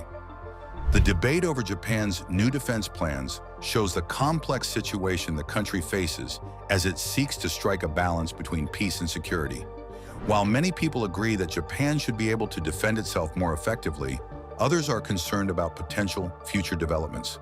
If Japan overextends its military, will it truly make the country safer, or will it merely add more tension to East Asia? Yasuo Hasebi, a constitutional law expert at Waseda University, mentioned how hard it is to know if a strike is truly preemptive until after it happens. He also argued that the government could claim that simply possessing these weapons for defense, even if they are never used, still aligns with Japan's peace-focused constitution. Although the law isn't clear on the matter, the government firmly insists that its plan is legal. Hasebi noted that because the government claims it is allowed, questioning it becomes very difficult. Surprisingly, there has been little resistance from Japan's public, media, courts, or opposition parties regarding whether this new military path aligns with the Constitution. The government has also not clearly explained how its actions comply with the law. From the U.S. perspective, Japan's growing military presence can be viewed in two ways. Zach Cooper, a senior fellow at the American Enterprise Institute, notes that Japan is bolstering its weapons and defenses, which the U.S. already supplies through its alliance with Japan. He believes part of the reason is Japan's fear that America might not always be a steady partner. That fear partly comes from the time when President Donald Trump questioned the value of old alliances. Japan's plan also shows that it learned from Ukraine's fight against Russia. Experts believe that when a country demonstrates its commitment to self-defense, its allies are more likely to step in and provide assistance. Japan hopes that by demonstrating its ability to stand up for itself, it will receive even more substantial support, especially from the United States. China has developed a weapon that threatens to transform the balance of power in the Indo-Pacific. The People's Liberation Army Air Force has long pursued the development of a next-generation stealth bomber designated the Xian-20, an aircraft designed to give Beijing its first dedicated strategic bombing capability with the range, stealth, and strike power to threaten American bases, naval formations, and even the continental United States itself. After nearly a decade of secretive development, satellite imagery emerged in 2025, suggesting that the H-20 is ready to dominate the skies. What capabilities does the H-20 possess that have American planners genuinely concerned? How did China achieve such rapid progress in developing a complex stealth bomber? Join us as we examine China's H-20 stealth bomber program and why it has caught the United States' attention. For the entirety of the post-Cold War era, the United States has maintained a monopoly on operational stealth bomber technology. The Northrop Grumman B-2 Spirit, which was developed during the 1980s and first entering service in 1997, represented a technological achievement so advanced that no other nation could replicate it for decades.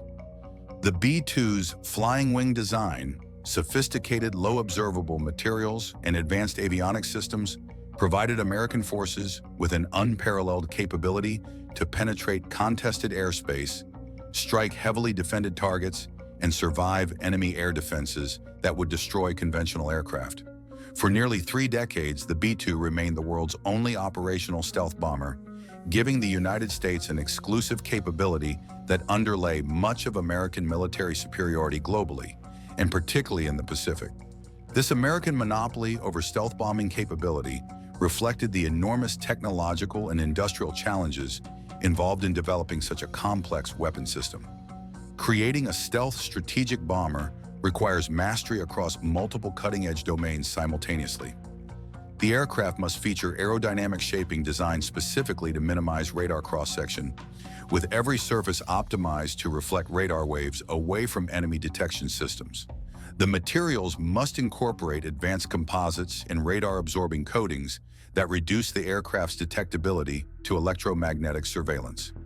The engines must be designed with inlet and nozzle treatments that shield hot engine exhaust from infrared detection while maintaining the power necessary to propel a massive aircraft across intercontinental distances.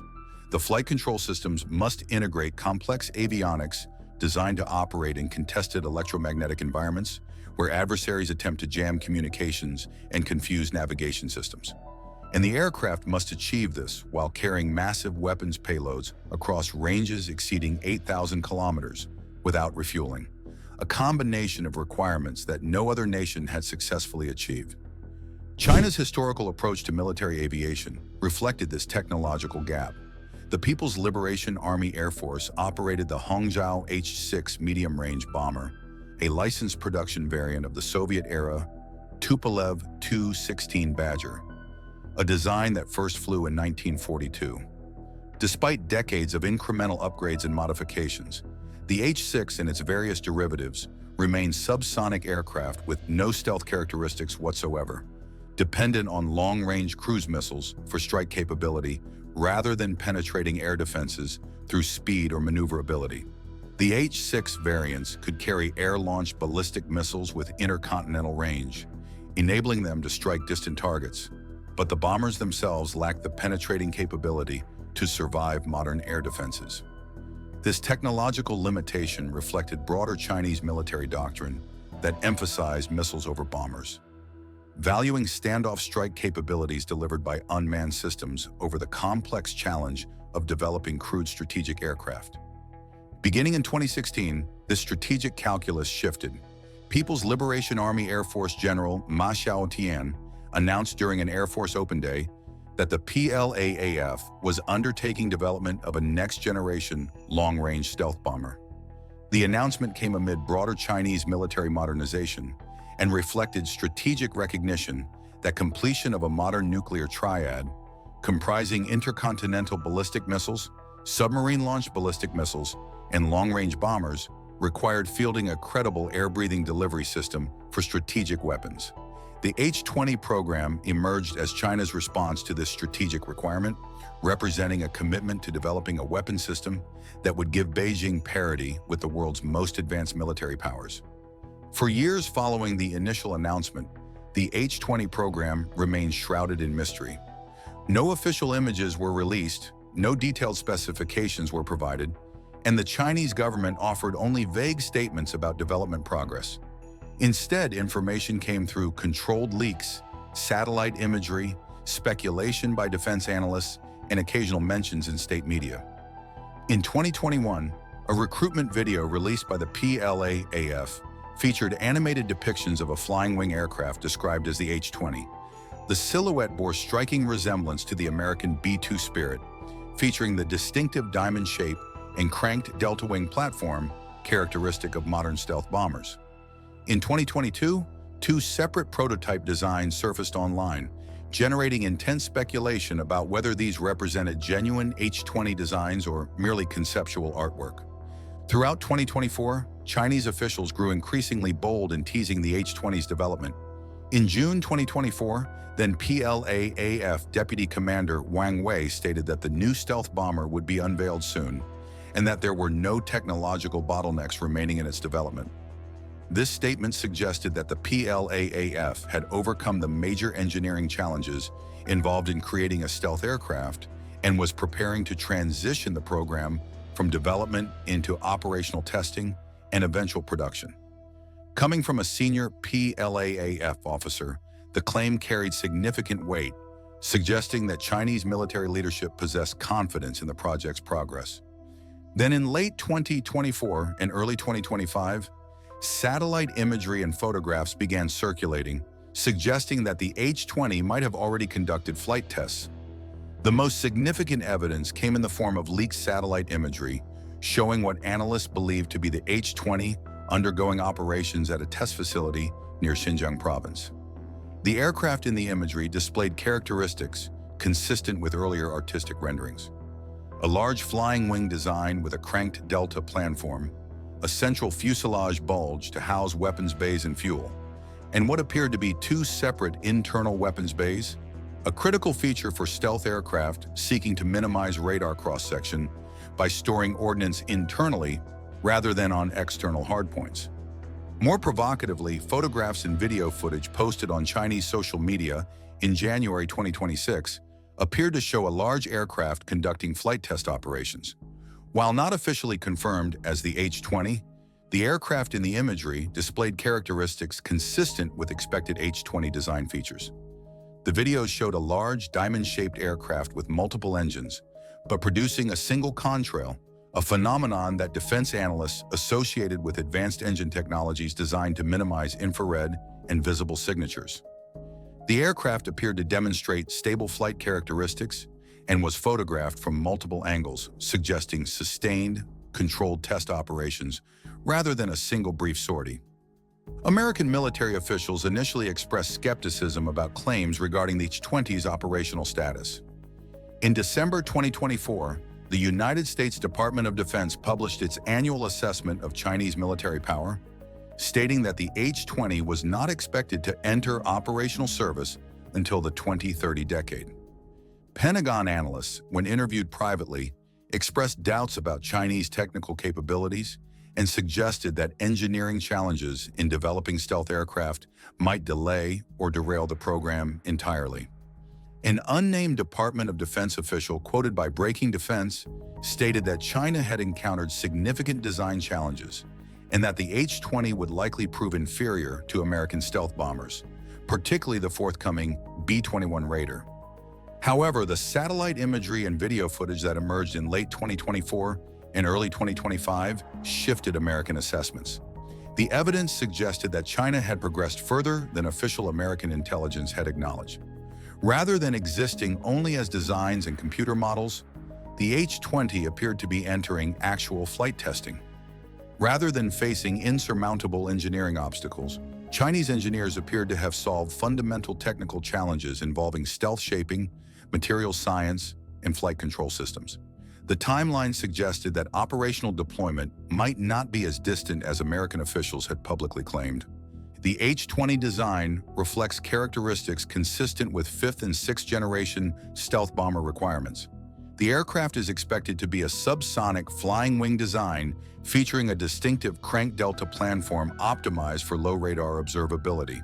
The estimated range exceeds 8,500 kilometers, with some American intelligence assessments suggesting ranges exceeding 10,000 kilometers without refueling.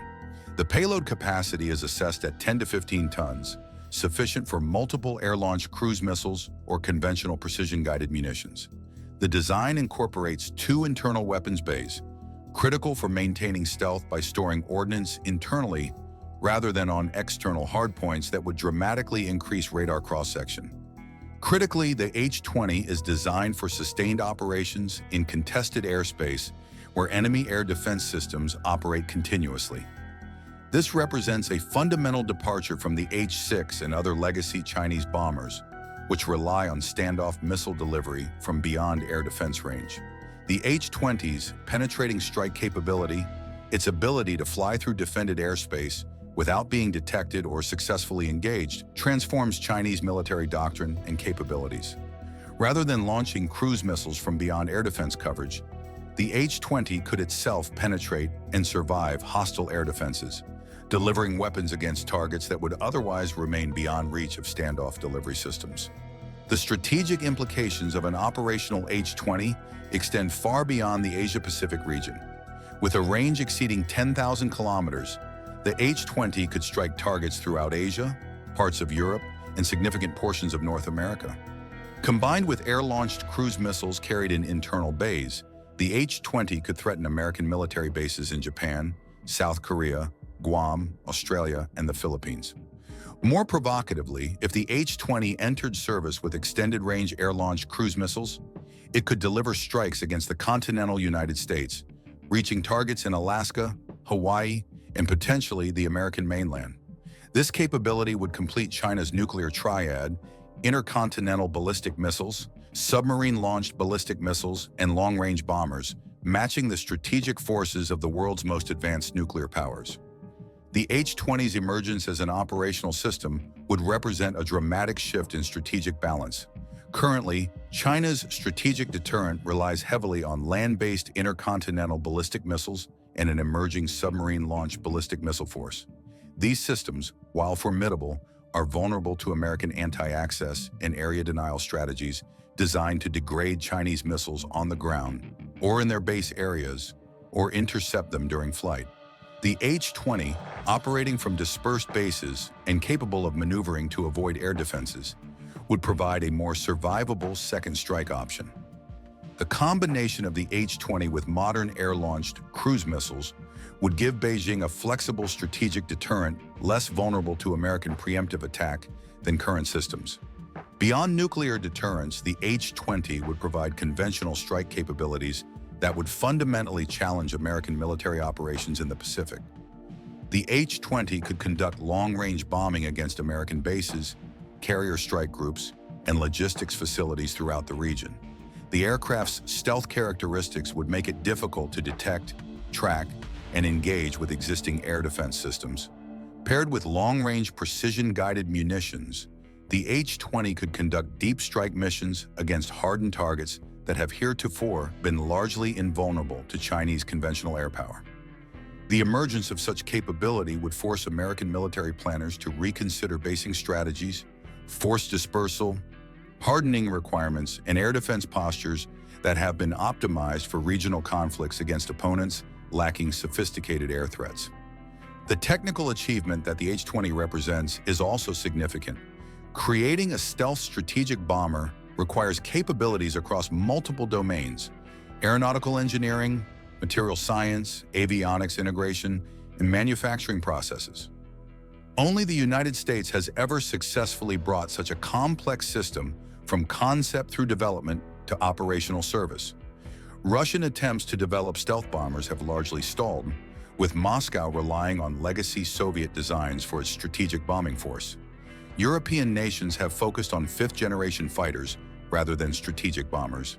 The fact that China appears to have successfully engineered a stealth bomber design and possibly already conducted flight tests indicates that Chinese capabilities in advanced aerospace technology have reached a level that was previously assumed to be unique to the United States.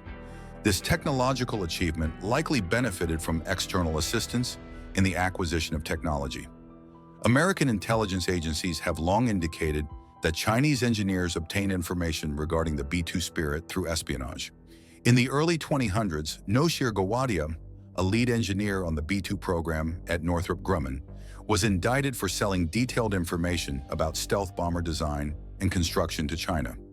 While Gawadia was eventually convicted and imprisoned, the damage to American security had been accomplished.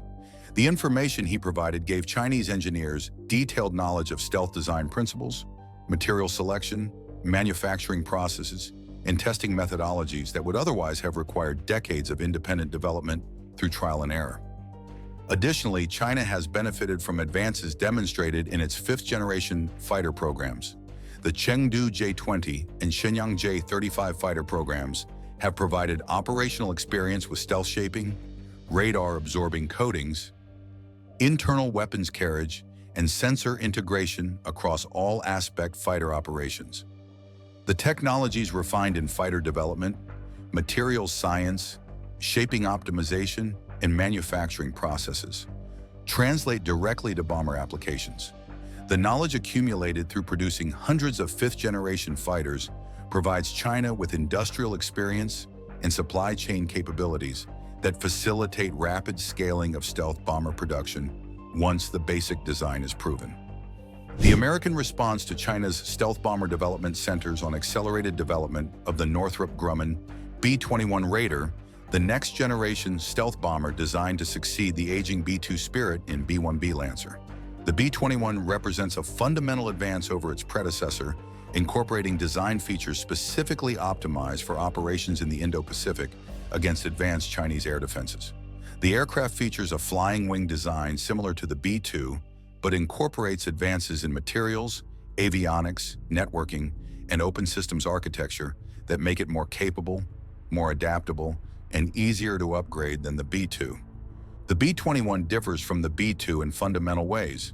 The aircraft is smaller and lighter, designed for efficiency rather than maximum payload, reflecting modern preferences for standoff, delivery of precision weapons rather than massive internal bomb loads. The avionics suite incorporates modern digital architecture, enabling rapid integration of new sensors and weapons, contrasting sharply with the B-2's analog systems that are difficult and expensive to upgrade. The open systems architecture allows for rapid incorporation of new technologies as they mature, extending the B-21's operational relevance across the decades of its service life. The aircraft is designed for distributed operations, capable of operating from diverse basing locations and integrating seamlessly with allied forces through advanced data sharing and networked warfare concepts. In January 2026, the Northrop Grumman B-21 Raider conducted its second flight from Edwards Air Force Base in California, demonstrating the continued progress of the program toward operational service. The second test aircraft, designated RQ-183, represents one of several test aircraft participating in developmental flight testing. Air Force officials indicated that subsequent aircraft would arrive in 2026, with at least 2 additional test aircraft expected to support accelerated evaluation of the bomber's performance, handling, and mission systems. The aircraft conducted at Edwards are built to production standards, differing from test airframes in previous programs that were typically skeletal structures lacking combat systems and capabilities. The Trump administration's fiscal year 2026 budget request allocated $10.3 billion to the B-21 program across research, development, procurement, modernization, and military construction categories. This represents a substantial increase compared to previous budget cycles and reflects high-level strategic prioritization of the bomber program as a response to emerging threats from China and Russia. Notably, the Department of Defense allocated an additional $4.5 billion specifically for expanding production capacity at Northrop Grumman's Plant 42 facility in Palmdale, California, where B-21 aircraft are manufactured. This funding expansion enables ramping production rates and accelerating delivery of aircraft to operational squadrons. American military officials stated that the B-21 could achieve initial operational capability in 2027, subject to successful completion of developmental testing.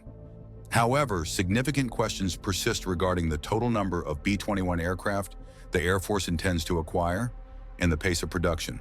Currently, the Air Force plans to purchase 100 B-21 aircraft, a number that experts from the Heritage Foundation, Center for Strategic and Budgetary Assessments, and other organizations argue is dangerously low. These analysts recommend purchasing 145 to 200 B-21 aircraft to provide adequate forces for strategic deterrence, while maintaining sufficient numbers to sustain losses in potential conflicts. The shortage of planned stealth bombers creates a fundamental strategic problem. A single B-21 operating alone lacks the redundancy and surge capacity necessary for modern military operations. When 7 B-2 bombers were required to deliver specialized penetrating munitions during Operation Midnight Hammer in June 2025, when B-2 forces struck Iranian nuclear facilities, the disparity between desired forces and available forces became apparent. The small size of the operational B-2 fleet forces lengthy missions to be conducted sequentially rather than simultaneously, extending campaign timelines and reducing flexibility. The planned 100 aircraft B-21 force would suffer from similar constraints. Moreover, the aging B-2 Spirit and B-1B Lancer aircraft that currently constitute the American Strategic Bomber Force require increasing maintenance and face growing reliability challenges as their systems age. The B-2, first delivered in 1989, is now over 3 decades old. While the aircraft continues to perform effectively, component reliability degrades with age, and the specialized maintenance requirements for stealth coatings and low observable materials consume substantial resources. The B-1B, introduced in 1985, faces similar age-related challenges. Replacing these legacy aircraft with the B-21 will require acquiring aircraft in sufficient numbers, not only to replace the aircraft being retired, but also to actually expand the operational fleet to meet current and projected operational demands. The implications of China's H-20 development extend beyond the bilateral competition between American and Chinese military forces. The emergence of a second stealth bomber nation signals the proliferation of advanced military technologies beyond the traditional domain of Western nations.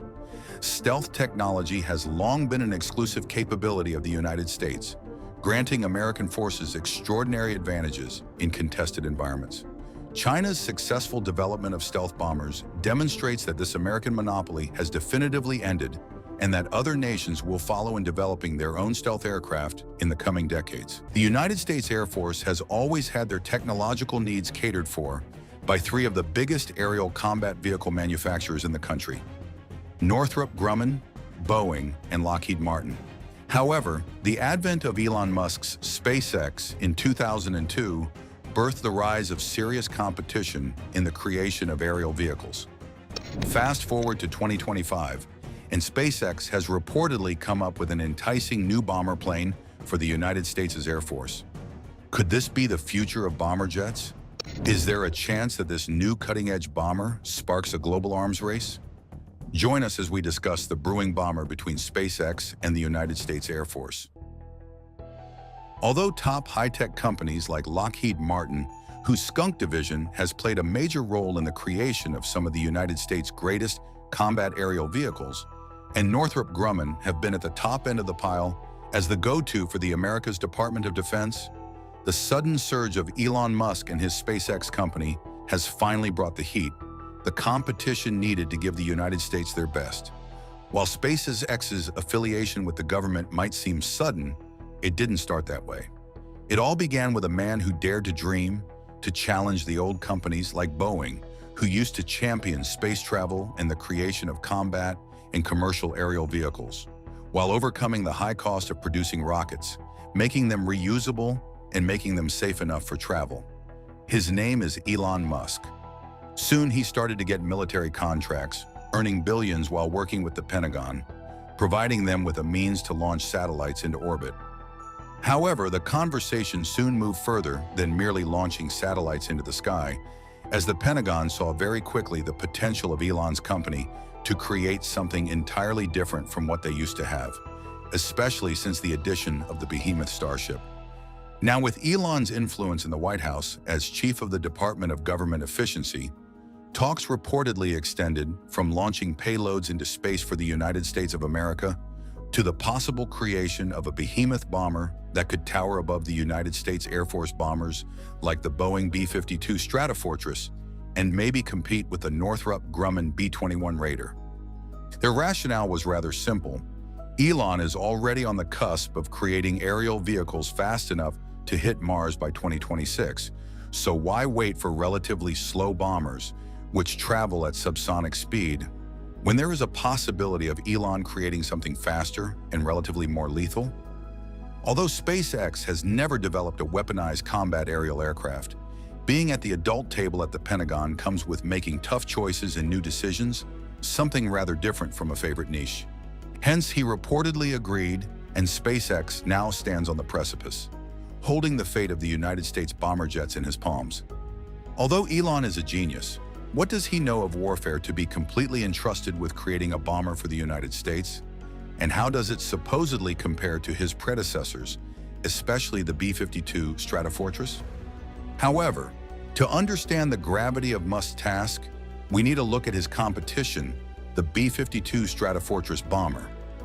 The B-52 Stratofortress bomber is a titan of the Cold War, a behemoth that shows up, and the opposition already knows that it is not going to be a good day. As often reported, Boeing really outdid itself on the Boeing B-52 Stratofortress, as it shattered every conventional assumption and belief about the limitations of bombers in the 1950s. The Boeing B-52 Stratofortress is a long-range, subsonic, jet-powered strategic bomber, meaning that it could hit the target not only from seriously ridiculous heights, but it could also have debilitating effects on the opposition, and they would suddenly break their spirits enough to avoid a full-blown or all-out war.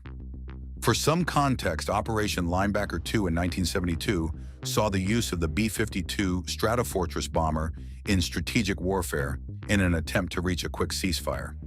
The operation took place during the Vietnam War, when the United States unleashed the full strength of its air forces, with the B-52 Stratofortress bomber at the very centerpiece. The operation lasted from the 18th of December to the 29th of December, 1972, during the North Vietnamese War. They unleashed more than 20,000 ordnance that was dropped on military and industrial areas in Hanoi and Haiphong, and at least 1,624 civilians were killed. The operation was the final major military operation carried out by the United States during the conflict and the largest bombing campaign involving heavy bombers since World War II, and Vietnam just didn't know what hit them. After the rain of fire from the bomber, their spirits were broken, so they threw in the towel and decided against an all-out as they stood no chance against a bomber.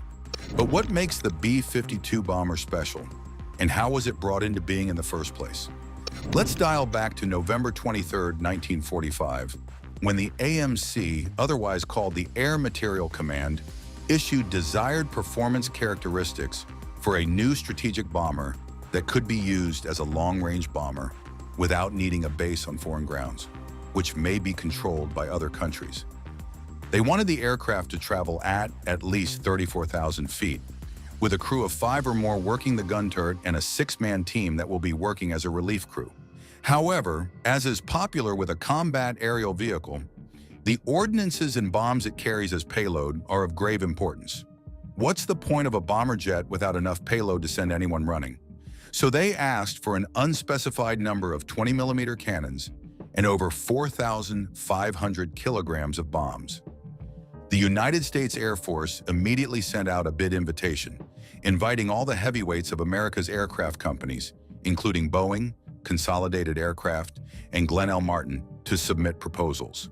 Eventually, Boeing won the 3-horse race and called and got a massive $1.7 million to build a full-scale mock-up of the XB-52 and do preliminary engineering and testing. However, they had trouble at first meeting the specification until much later, when they finally created the B-52 version, with the perfect size and ability to take on payloads. B-52 Stratofortress was designed to have swept wings, potted jet engines, and also crew ejection systems in case of a crash, or if it ever happens that they encounter anti-aircraft resistance strong enough to shoot down the aircraft. However, there are different versions of the B-52 with a little bit of difference in their structural designs. For example, on the B-52D, the pilots in the electronic countermeasure team are ejected upwards, while the crew on the lower deck are ejected downwards. However, the tail gunner, who was stationed at the rear end of the bomber jet, had to manually jettison the gun turret before they then crawled out through the opening, making the survivability percentage extremely low. Enter the B-52G, which was released August 31, 1958, as a potential successor to the B-52D.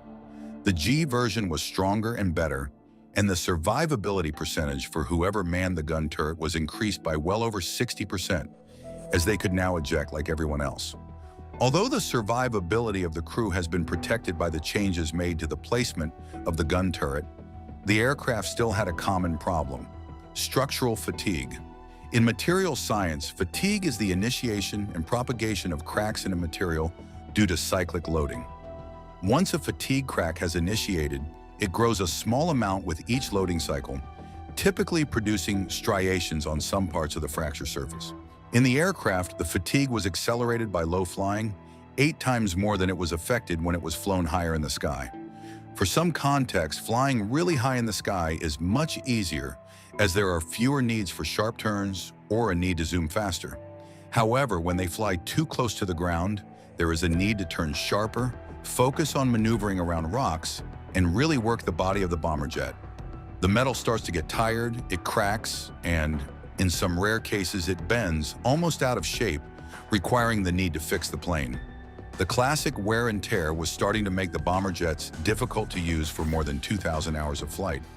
So in the early 1960s, the United States Air Force created the high-stress program as some sort of checkup program for every B-52 bomber that had been in the sky for over 2,000 hours and was surely going through some structural fatigue. Once they look through the B-52s that had flown over 2,000 hours, they check which one needs to be fixed, and they have stronger pieces added to the body of the bomber, giving it a bit more leverage to fly for that long.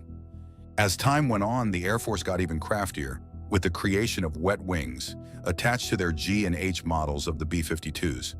They were called wet wings because they were capable of holding way more fuel than the other models. However, that compromised the structural integrity of the bomber jet even further. The added weight on the wings from the fuel forced the wings to bend out of shape, and they got 60% more fatigue than the B-52D. Once again, the need arose for a solution, so they created the ECP-1050 as a replacement for the wet wings, which increased the durability of the jets and reduced the percentage of quick wear and tear. But there was something more about the bomber, as its sheer size meant that it couldn't perform huge spins or a loop-de-loop like a fighter jet could at an aviation show or in combat. Although the yaw, pitch, and roll were added parts to the bomber plane, it was not built to move like a stunt plane. Instead, the flight controls were focused on vertical stability, even though it has a relatively small, narrow chord rudder, giving it limited yaw control authority. It was almost like having a giant school bus in the air, big, powerful, and with enough room to carry people and ordnances. However, by 1977, they conducted a pacer plank reskinning. The structural fatigue while moving at Mach 1 speed, which is subsonic, was a message to the United States Air Force to make a change. But the United States Air Force continued instead to rely on the jet for its services during war, especially because of its armament as a bomber plane, which is much better than its predecessors. The bomber plan was optimized to carry up to 20 Boeing AGM-69 SR-AM nuclear missiles, which are air-to-surface missiles with a nuclear warhead. It had a range of up to 110 nautical miles and was intended to allow United States Air Force strategic bombers to penetrate Soviet airspace by neutralizing surface-to-air missile defenses. It was the perfect response to surface-to-air missiles because it was easier to direct, owing to its precision systems. In a bid to further improve its offensive ability, air-launched cruise missiles, or ALCMs in popular military parlance, were fitted into the B-52 bomber jet. However, after testing of both weapons of mass destruction, the United States Air Force-backed Boeing AGM-86 air-launched cruise missile and the Navy-backed General Dynamics AGM-109 Tomahawk, the AGM-86B was selected for operation by the B-52. However, the continuous development of more models of the B-52 Stratofortress, the Conventional Enhancement Modification, or CEM program, gave the B-52H a more comprehensive conventional weapons capability, adding the modified underwing weapon pylons used by conventional armed B-52Gs, Harpoon and Havnap, and the capability to carry new generation weapons including the Joint Direct Attack Munition, or JDAM, and Wind-Corrected Munitions Dispenser guided bombs, the AGM-154, glide bomb, and the AGM-158 JASSM missile. While the B-52 remains a legendary bomber, the times have changed and technology is moving on once again. Although the B-52 bomber remains in use by the United States Air Force when needed, the Northrop Grumman B-21 Raider has come to take its place in the United States Air Force, and the world's about to be introduced to it. But what makes the Northrop Grumman B-21 Raider special enough to become a welcome addition to the new Air Force fleet? The Northrop Grumman B-21 Raider is another masterclass strategic bomber plane being developed in the United States. It is being developed at the behest of the United States Air Force as a part of the Long Range Strike Bomber, or LRSB program, but this time it is a complete upgrade on what the B-52 Stratofortress was capable of. Imagine a bomber jet capable of stealth operations and the ability to deliver conventional and thermonuclear weapons. Well, with the Northrop Grumman B-21 Raider, no one has to imagine anymore. The classified program started in 2011 when the United States Air Force decided it needed a faster bomber plane with more range. So, as is usual practice, they reached out to the heavyweights in the game, offering them a development contract, which was eventually awarded to Northrop Grumman in October 2015. Of course, every company wanted to be in charge of the future of the Air Force fleet, but someone had to win. This time, it was Northrop Grumman. However, a civil war ensued, with Boeing and Lockheed Martin, who submitted losing bids for the project, filing bid protests, claiming they had been wrongfully overlooked for Northrop Grumman.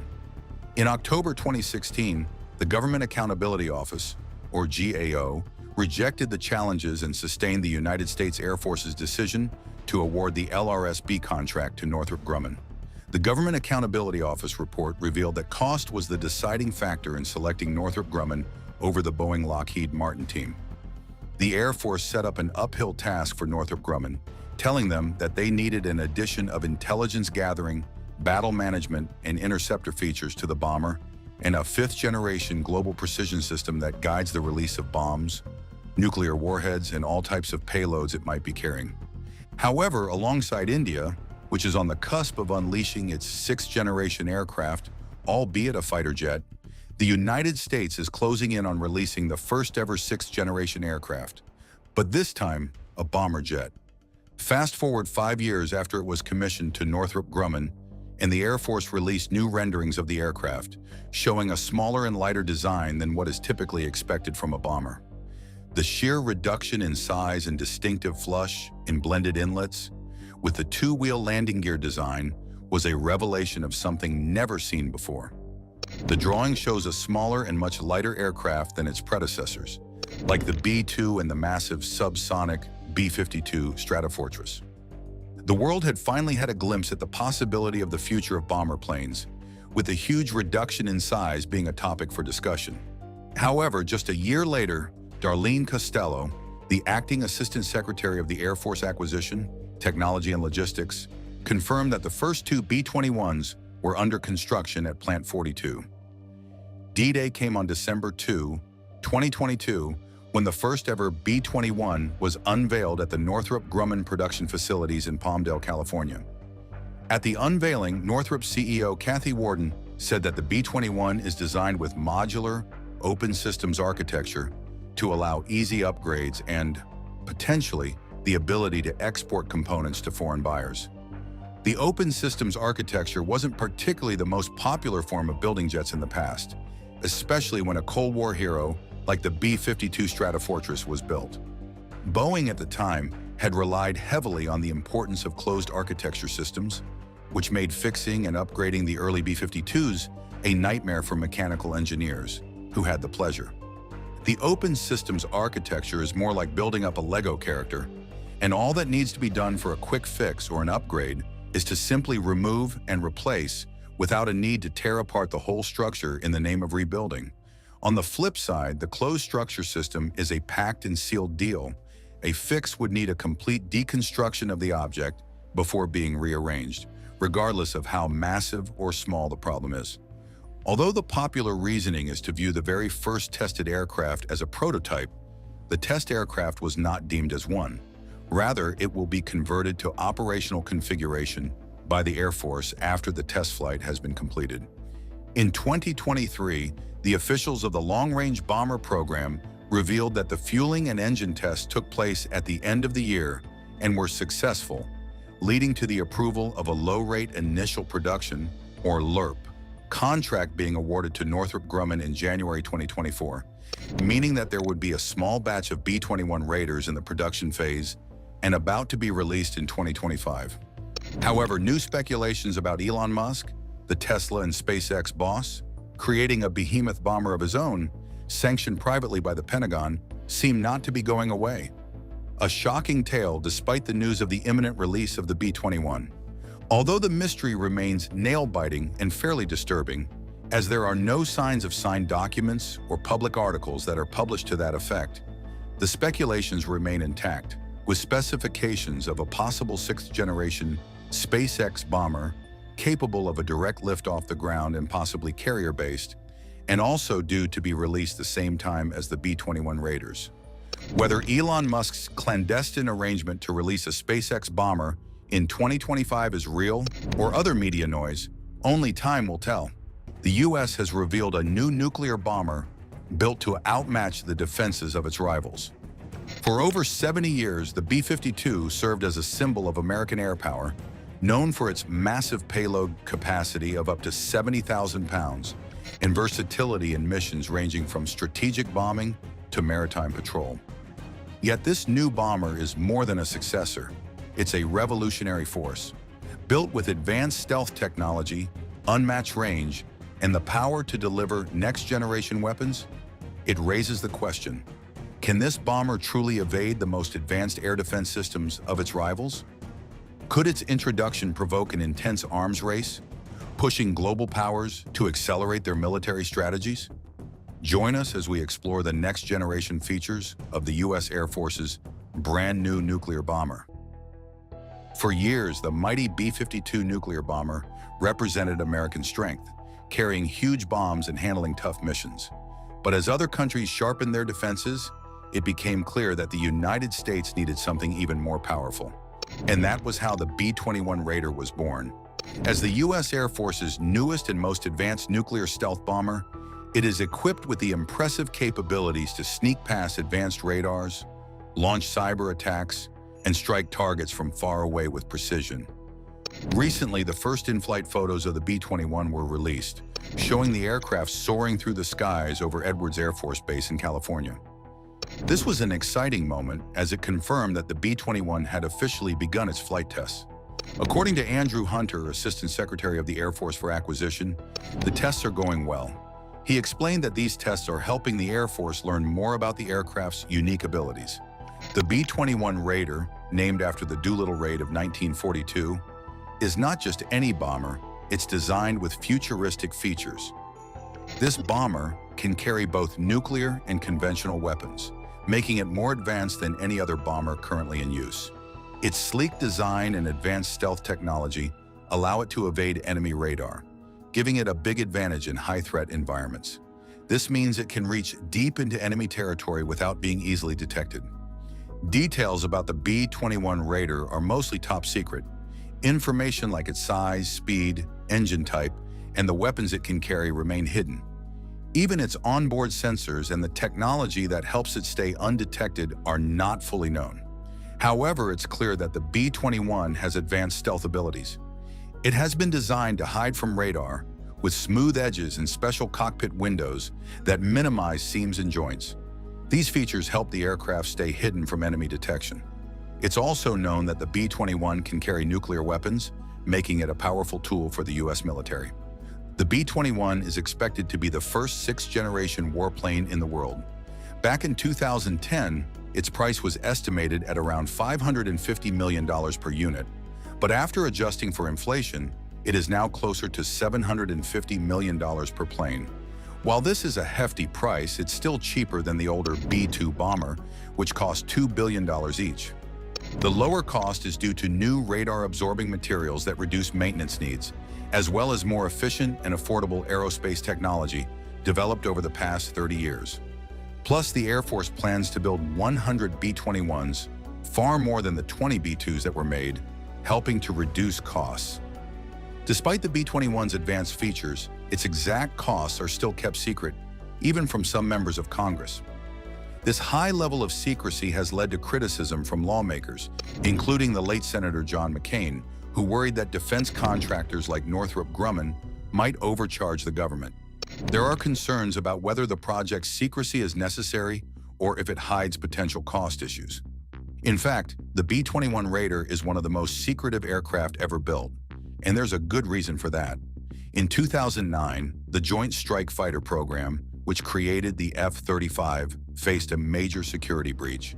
Hackers believed to be Chinese agents accessed sensitive data. Just a few years later, in 2012, China showed off its J-31 fighter jet, which looked suspiciously similar to the F-35. Many experts think the Chinese used stolen F-35 designs to help build their jet. To avoid a similar mistake, the U.S. is keeping the B-21's details tightly under wraps.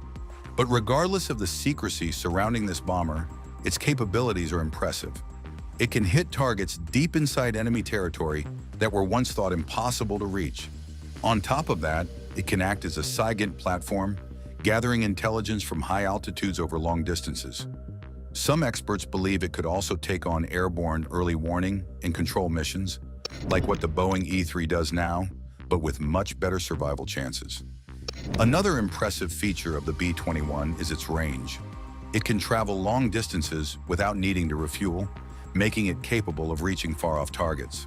This extended range is crucial, especially if missions need to be carried out quickly and from a distance.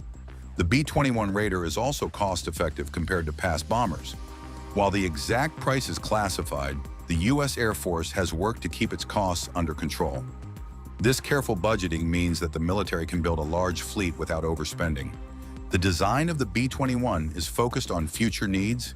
It can be upgraded easily with new technology, ensuring it stays advanced for decades to come. The military calls this a digital bomber because of its advanced computer systems and ability to update as technology improves. The B-21 Raider's role is not just about fighting wars, it's also about deterrence. By having a strong and advanced bomber fleet, the U.S. aims to prevent conflicts by showing strength. Knowing that the U.S. has a powerful tool like the B-21 may discourage potential enemies from causing trouble. Also, the B-21 isn't just a lone wolf. In battle, it can work closely with other advanced planes, like the F-35. Its advanced guidance systems can direct weapons launched by F-35s to their targets. This teamwork makes the B-21 a key player in network-centric warfare, a strategy where different military assets share information in real time to outsmart opponents. One of the most groundbreaking features of the B-21 is that it can be flown by a pilot or controlled remotely. If a mission is too dangerous, the United States Air Force can operate the B-21 without risking a pilot's life. This level of flexibility is unmatched by any other bomber in the world. Other countries are paying close attention to the B-21's development, especially China. Chinese researchers claim their hypersonic missiles, which can reach speeds of Mach 6, could take down a B-21 during a conflict. However, the B-21's stealth abilities are designed to make it nearly impossible to lock onto, even for advanced missiles. With the B-21's impressive capabilities, questions are surfacing about the B-52's future. Will it be retired alongside the B-1 and B-2, or could it find a new role within the U.S. Air Force? To answer this question, think of the B-52 as a big delivery truck and the B-21 as a stealthy aircraft. The B-52 can't sneak into heavily defended areas, but it can carry a lot of missiles and fire them from a safe distance. On the other hand, the B-21 is built for sneaking past enemy defenses and hitting targets directly. Looking back, the B-52 Superfortress has a long and storied history. Its development began in the 1940s, and the bomber first took to the skies in 1952 before officially entering service in 1955. Not long after the B-52 joined the Air Force, plans for a replacement began. The North American XB-70 Valkyrie project was launched in the late 1950s, with its first flight taking place in 1964. The Valkyrie was a marvel of its time, designed to fly at incredible speeds and altitudes. However, the project faced several challenges. Only 2 prototypes were ever built before the program was canceled. The high cost of production, combined with the development of advanced Soviet air defense systems, made the XB-70 less practical than initially expected. Around the same period, the Air Force tested another high-speed bomber, the Convair B-58 Hustler. The B-58 was the first operational bomber capable of reaching Mach 2, or twice the speed of sound. It seemed like a promising replacement for the B-52 with its sleek, futuristic design and impressive speed. However, it quickly proved to be a difficult and costly aircraft to maintain. The B-58 suffered from frequent accidents, had a high operational cost, and required a lot of aerial refueling, making it less efficient for long missions. Because of these issues, it was retired after just a decade of service. The search for a suitable replacement for the B-52 continued. The Rockwell B-1 Lancer was introduced as a blend of the B-58's speed and the B-52's long range and heavy payload. Unlike the previous attempts, the B-1 partially succeeded in taking on some of the B-52's duties. Its variable sweep wings allowed it to adjust its shape for better performance at different speeds, making it a versatile bomber. Despite its capabilities, only 104 B-1s were built. As the B-21 Raider prepares to enter service, the B-1 is expected to be the first bomber to be retired, a sign of how quickly military technology continues to evolve. Interestingly, the B-52 first flew 71 years before the B-21 Raider and just 49 years after the Wright Flyer, the world's first powered aircraft. This shows how long the B-52 has remained relevant and reliable. Its ability to adapt and evolve with new technology has allowed it to serve through decades of changing warfare. When stealth technology became a top priority for the Air Force, the B-2 Spirit was developed. The B-2 was a groundbreaking aircraft designed to be nearly invisible to radar while carrying a powerful payload. There were plans to produce many B-2 bombers to eventually replace both the B-52 and the B-1. However, the B-2 was incredibly expensive to produce and maintain. Each bomber cost over $2 billion, making it one of the most expensive military aircraft ever built. Additionally, the collapse of the Soviet Union and the end of the Cold War reduced the immediate need for such a costly bomber. As a result, the project was scaled back significantly, and only 21 B-2 bombers were ever built. Despite these efforts to replace it, the B-52 remains a central part of the United States Air Force's bomber fleet. Its durability, reliability, and ability to adapt to new technologies have earned it a reputation as irreplaceable. The fact that it has outlasted multiple attempts to replace it shows just how effective and valuable this bomber truly is. As the B-21 Raider steps into the spotlight, the B-52 continues to serve, carrying on its legacy as a symbol of enduring strength in the Air Force. The U.S. Air Force plans to bring the B-21 Raider into service around 2027, while the B-1 Lancer is expected to retire by 2036. Although the B-2 Spirit was supposed to retire soon after, the Air Force is investing $7 billion to upgrade the 19 remaining B-2s. These upgrades might keep the B-2s flying into the 2040s. Meanwhile, the B-52 Stratofortress is set to serve into the 2050s or even longer, meaning it will outlast three of its successors, the XB-70, B-1, and B-2. It's a strange idea to imagine the old B-52 flying alongside the new B-21 Raider. They seem like an odd pair, but they have different missions and strengths. The B-52 is cheaper to operate and can carry a heavier load. The B-21 is more advanced and expensive, designed for stealth missions where it needs to avoid enemy detection. On the other hand, the B-52 is a reliable workhorse that can deliver a massive payload. In a way, the B-52 has proven itself timeless, adapting to new technologies while still being practical and powerful. The Air Force's decision to keep the B-52 flying for so long shows how valuable it remains, even as newer bombers like the B-21 take on more specialized roles. Over the decades, the B-52 Stratofortress has undergone numerous enhancements to bolster its combat effectiveness. In 1971, the G and H models were upgraded to carry up to 20 AGM-69 SRAM nuclear missiles, significantly boosting their strategic strike capabilities. To further extend its reach, the B-52 was later equipped with air-launched cruise missiles. Following evaluations of the Boeing AGM-86 and the General Dynamics AGM-109 Tomahawk, the AGM-86B was chosen for deployment. This modification allowed 194 B-52Gs and Hs to carry 12 missiles on underwing pylons, with 82 B-52Hs additionally modified to house another 8 missiles on a rotary launcher within the bomb bay. Beyond nuclear armaments, the B-52's conventional warfare capabilities were also enhanced. 30 B-52Gs were modified to carry up to 12 AGM-84 Harpoon anti-ship missiles each, while 12 others were adapted for the AGM-142 HAVNAP standoff air-to-ground missile. These improvements enabled the B-52 to perform strategic attacks, close air support, air interdiction, offensive counter-air, and maritime operations. In the 1990s, the Conventional Enhancement Modification Program further expanded the B-52H's arsenal. This initiative integrated advanced weaponry, such as the Joint Direct Attack Munition, Wind-Corrected Munitions Dispenser guided bombs, the AGM-154 glide bomb, and the AGM-158 JSSM missile. Additionally, the program introduced new radios, integrated the Global Positioning System into the aircraft's navigation system, and upgraded the undernose FLIR to a more modern unit. By around 2010, the B-52's role shifted away from delivering nuclear gravity bombs and focused instead on nuclear cruise missiles and expanding its conventional strike capabilities. This transition was due to the aircraft's decreasing survivability against modern air defenses.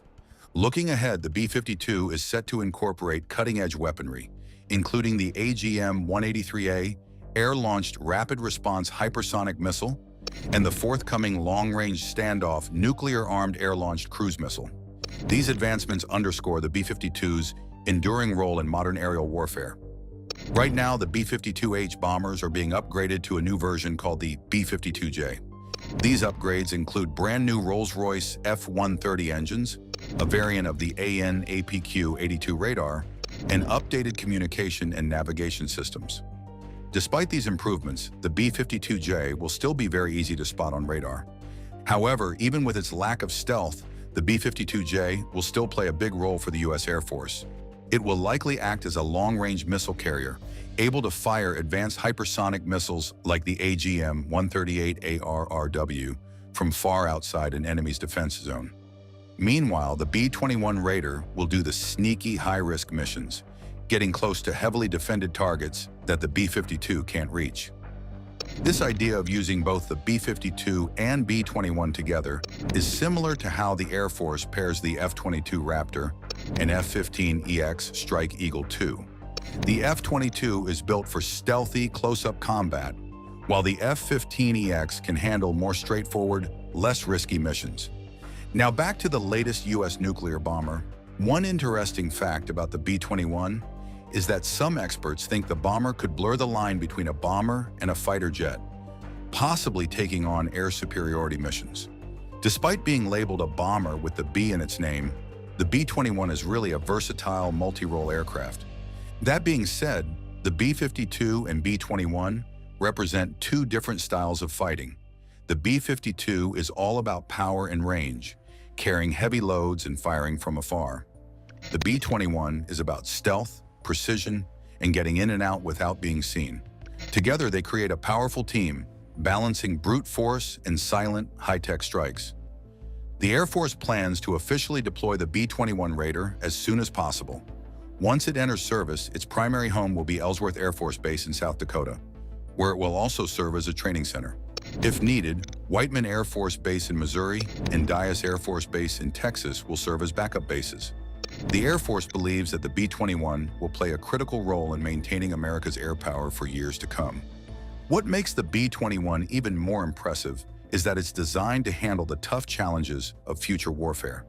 Its advanced technology, including possible use of artificial intelligence for mission planning and coordination, shows that it's built not just for today, but for tomorrow's battles. The B-21 is part of the Air Force's effort to modernize its fleet, especially as older bombers like the B-1B Lancer and B-2 Spirit are set to retire. The B-21 Raider also highlights the strong partnership between the Air Force and Northrop Grumman, the company that built this incredible aircraft. Both are working hard to make sure the bomber meets its timeline and performs as expected. With its long-range strike capabilities and stealthy design, the B-21 could become a crucial part of the U.S. military's strategy for decades. As the world waits for the B-21 to officially join the Air Force, many are curious about how it will compare to other advanced aircraft worldwide. With countries like China developing their own advanced stealth technology, the B-21 Raider will need to stay ahead to maintain its edge. According to reports, China is actively enhancing its nuclear bomber capabilities. The H-6N bomber has been observed carrying air-launched ballistic missiles, potentially hypersonic, significantly extending China's strike range and posing challenges to existing defense systems. Concurrently, China is developing the H-20, a long-range stealth bomber, although its progress appears delayed. These advancements are part of China's broader strategy to modernize its military forces and expand its nuclear arsenal. Recent reports indicate that China has nearly tripled its nuclear warhead stockpile since 2020. Additionally, the development of nuclear-powered aircraft carriers and submarines underscores China's commitment to enhancing its strategic military capabilities. Thanks for watching. While you are still here, click on the link on your screen to check out another of our videos. See you there.